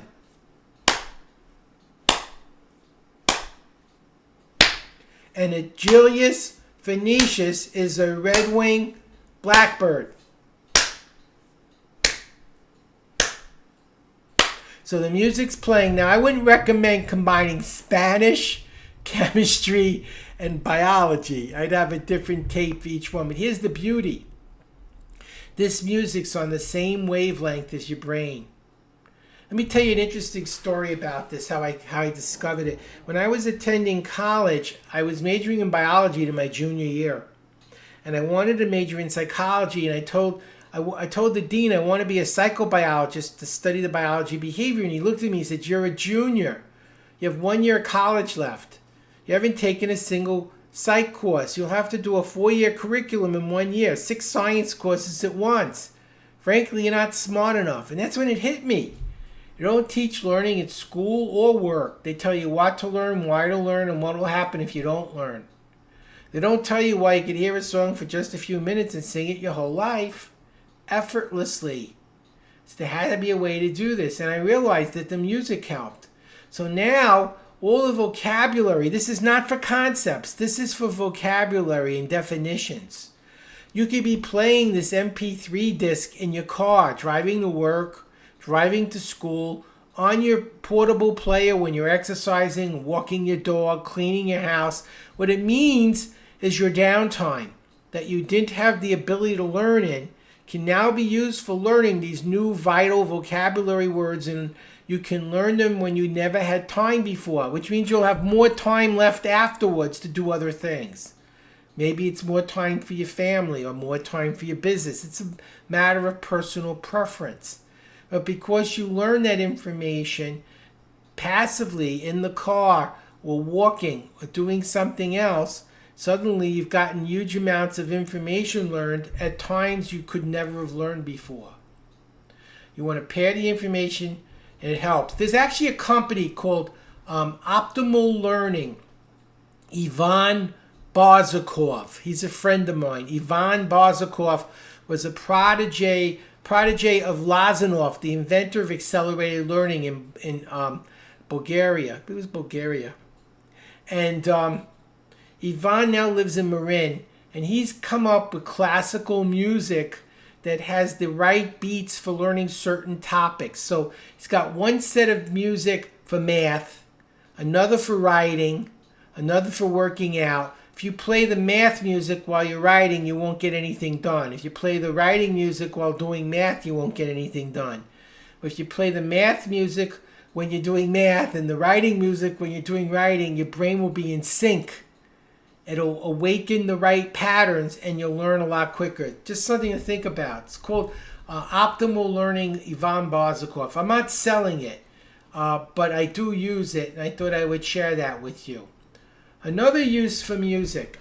This is a true story. I was in college. Oh, by the way, yes, I did do the 4-year psych program in 1 year. And I got an 800 on the graduate record exam in biology, putting me in the 99th percentile in the world of biologists on that test. It was over 20,000 people, so I was in the upper 1%. I was very proud of that. That was an accomplishment. So yes, it does work, and it works with hard material. We're talking in 3 nights, I read 48 books on biochemistry, genetics, cell physiology, plant systematics, cytology. Even the words sound foreboding, right? But I learned it, and it works. So everything I'm teaching you, I did. And I've taught to others. It works. It was a Saturday night. I had no life. I had 6 science courses. I had to learn about zoea, which is crustacean larvae. I was tired. You ever have to learn and you were tired and you try to learn, but you really weren't learning because you were tired? I found a way to learn a little bit longer when you're tired. You can't go 7 more hours. But the brain may not want to learn, but it likes to play. So I made songs and poems, because rhythms and songs and poems lock into memory. Zoea. I've just seen a thing called zoea. The name almost sounds like diarrhea. And guess what? It was on the test. There were 400 students. And I was one of 4 who knew what it was because I did the song. So, yes, music can be very powerful and even help you lock in information when you're exhausted by making it fun. Pegging. This is my favorite system. I'm going to have you do 10 objects. Pole, shoes, tricycle, car, glove, gun, dice, skate, cat, bowling pins.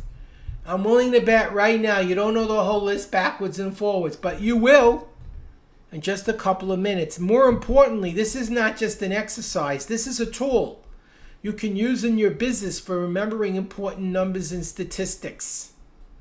Let me show you how it works. What the Greeks discovered thousands of years ago, they discovered that it's easier to learn something new by associating it with something familiar. I know you can count to 10. So we're going to use the numbers from 1 to 10 to learn the 10 objects that we need to know.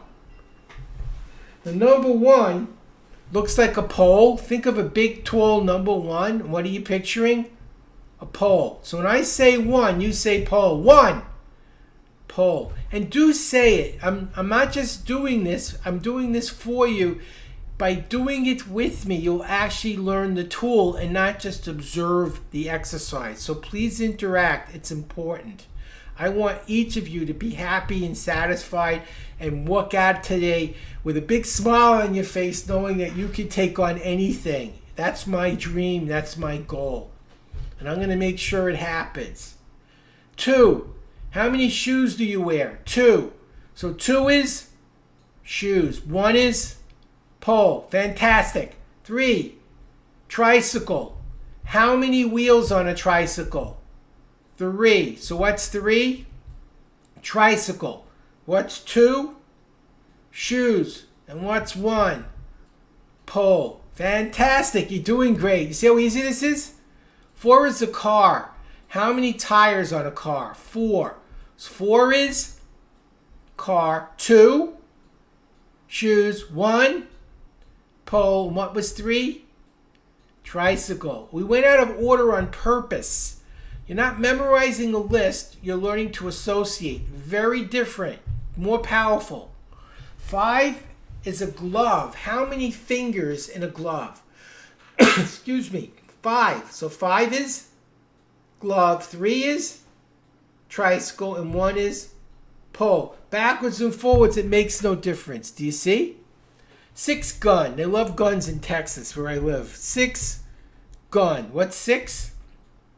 Gun. 4 car. 2 shoes. We're doing great. We're almost done. 7 is lucky in dice. 7 dice. 7 dice. 5 glove. 3 tricycle. 1 pole. Got just a couple left.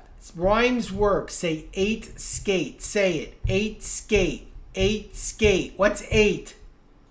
Skate. 6. What did they like in Texas?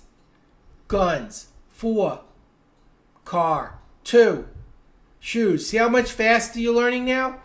9 is a cat. How many lives does a cat have? 9. 9 is a cat. 7 is dice. 5 glove. 3 tricycle. 1 pole. 1 more and we're done. 10. How many bowling pins in a lane? 10 bowling pins. Let's do it together now. 1 pole. 2 shoes. 3 tricycle. 4 car. 5 glove. 6 gun. 7 dice. 8 rhymes with skate. 9 cat. Last one. 10 bowling pins. Give yourselves a big hand. And how does it make you feel? I feel great. Yes. And when you feel great, do that. Put a smile on your face. It makes it more powerful when you need it to work. Now let me show you how to actually use what you just learned. Remember, this is an exercise. It's not just something you're studying. Okay, you're studying geometry. The value of pi is 3.14. Most people find it tricky to remember. So what we do is 3 is a tricycle, 1 is a pole, 4 is a car. Make a movie. A tricycle hits a pole on a car. Let's do it again. A tricycle hits a pole on a car. Tricycle, what number? 3. Hits a pole, what number? 1. On a car, what number? 4. Now you know how to learn numbers. You turn the numbers into pictures. You make a movie connecting the images in your pictures. And when you play back the movie, you're actually remembering the numbers. And by the way, the number 0 is 10. We just used the bowling pins for 0. It's that simple. Suddenly, it's easy to learn math and numbers. Here's another technique, mnemonics. It's named after the Greek god for memory. We learned the colors of the rainbow was Roy G. Biv. Red, orange, yellow, green, blue, indigo, violet. Let me show you how I use this on a much higher level. In biology, there are 9 living things, and every living thing has 9 characteristics. The brain can only learn 7. 9 is pretty tricky. So here's how I learned it. I made a nonsense word. Sim, Igor, Sac. Each letter is the first letter in one of the 9 things. Sim, specific, organization, metabolism, movement, irritability, growth, reproduction, specialization, adaptation, and control. I learned this in 1968. I still remember it because I made a mnemonic. So when you have lots of data in a list to learn, if you can make up a nonsense word or a sentence like Roy G. Biv or Sim Igersak, suddenly your brain will learn it quicker and better. That's also how doctors learn the nerves in the face and different muscles and bones. They use mnemonics. We're talking about circulation, artery, arterial, capillary, venu, vein. Okay, I'm going to show you a little trick for learning all this. Not just learning it, but which is big, which is small, which is oxygenated, which is deoxygenated. I made up a sentence. Alex always calls voluptuous villains. Alex is my son's name. I'm probably going to remember that, right? AACVV. A, artery, which is the biggest vessel. Arterial, that's carrying blood away from the heart. Arterial, the next biggest vessel, blood away from the heart. Capillary, smallest vessel. Venu, V, that's the middle-sized vessel carrying blood towards the heart. And vein, big vessels carrying blood towards the heart. Away from the heart on the left, towards the heart on the right. Big, small, smallest, small, big. By making this sentence, I was able to learn the 5 parts of the circulatory system, which ones carry blood away, which ones carry blood towards, and the relative sizes. Do you see the power that mnemonics can create in learning anything, including what you do every day in your work? There's actually 3 memories: short, intermediate, and long-term. Short-term memory only lasts for a few seconds and then we forget, which is good. We don't want to remember garbage. We want to forget it. Intermediate lasts for a couple of hours. Long-term memory is the storage of proteins in the brain and changes in the neurons. And it doesn't happen quickly, but it does happen when we rehearse and repeat. Repetition causes this. So when you cram, you don't give your brain enough time to convert to long-term memory. So if you've ever had the experience of learning something and knowing it and the next day not remembering it, what happened was you put the information into intermediate memory for a few hours, and after you went to bed, it deleted. To get it into long-term memory, you have to work with chunks. The brain likes to learn with 7s. This is just something they discovered through research. 7. The first 2 or 3 things on a list are easy. The last 2 or 3 things on a list are easy, so there's just one in the middle. So if you have lots to learn, break it down into groups of 7. So there's beginning, middle, end, beginning, middle, end, beginning, middle, end. Instead of, say I had 49 things to learn, I'd be better off working in 7 groups of 7 than one group of 49. One group of 49, I'd learn the first 1, 2, or 3, the last 1, 2, or 3, and then I'd forget most of it. But 7, 7, 7, and 7, I'm almost guaranteed to remember everything. Ask questions. Ponder, think, question, analyze. How is this similar to what I know or different? Make associations with things that are familiar to you. Now, this is the curve that shows how the brain forgets. And within 4 to 6 hours, the normal person will forget 40% of everything they learn. But each time you review, repetition is an important part of learning. You don't forget as much. You don't forget anything. I love using the cards because it gives me the perfect system for reviewing it until I become fluent in whatever it is I'm trying to learn. So, this is my contact information. I'm sharing it with you to help you. I have a different website. This website doesn't work anymore. This is an older set of slides. My phone number, this is my cell phone, 214-952-9150. I prefer text because I'm often busy, but if I'm I can text you back when I'm free and I'll help you. So if you need my personal help, text me at 214-952-9150. I will help you. Just be patient. I do get back to people, but I don't always get back the same day because I'm busy. You can also email me at mrreader@msn.com. That's mrreader@msn.com. and that way I will be able to help you should you need it. For those of you who bought the advanced lessons, what I recommend, take the next 4 weeks, do the 16-minute drill. Everyone do the 16-minute drill every day for the next 4 weeks. After 4 weeks, switch to the advanced lessons. There's lots more hand motions. They're very powerful. I didn't teach them today because there's too many. If I taught you 10 ways to do it, you wouldn't learn any. First, learn the 1 or 2 I taught you. Then learn additional ones at a comfortable pace so you can actually use them. And then it will become valuable. I've got more techniques for studying and learning in the advanced lessons. If you haven't gotten them, I strongly recommend that you try them. I think you'll find it'll enhance everything you've done today and take it to the next level. Again, if you need my personal help, it's 214-952-9150. Text me, don't call, and email me at mrreader@msn.com. Well, it's been my pleasure to share with you some of the strategies that help make me the world's fastest reader. Please share this with the youngsters in your life, the kids that are in school. If you have kids, great. If you don't, maybe your friends or you have brothers or sisters that have kids. I'm passionate about helping the young people be successful. Our country needs leaders. We need people who can learn and think like you. And if there's any way for me to get it into their hands, I try. So I appreciate all of you for coming here the day before New Year's to improve yourself.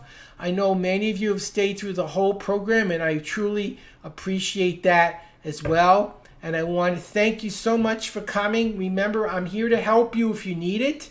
I look forward to doing more programs with you in the future, with you and with Russell.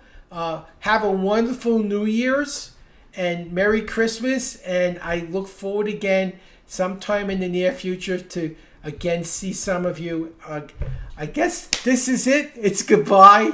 It's been terrific. I enjoyed it. And I want to wish you and yours the best of success. Thank you for coming. So you guys know how to reach me. Remember, everything we've done has been recorded. You can review it at your leisure. You have the advanced lessons as well. And you have my contact information should you need my personal help. Thanks again, and have a wonderful New Year's. Take care.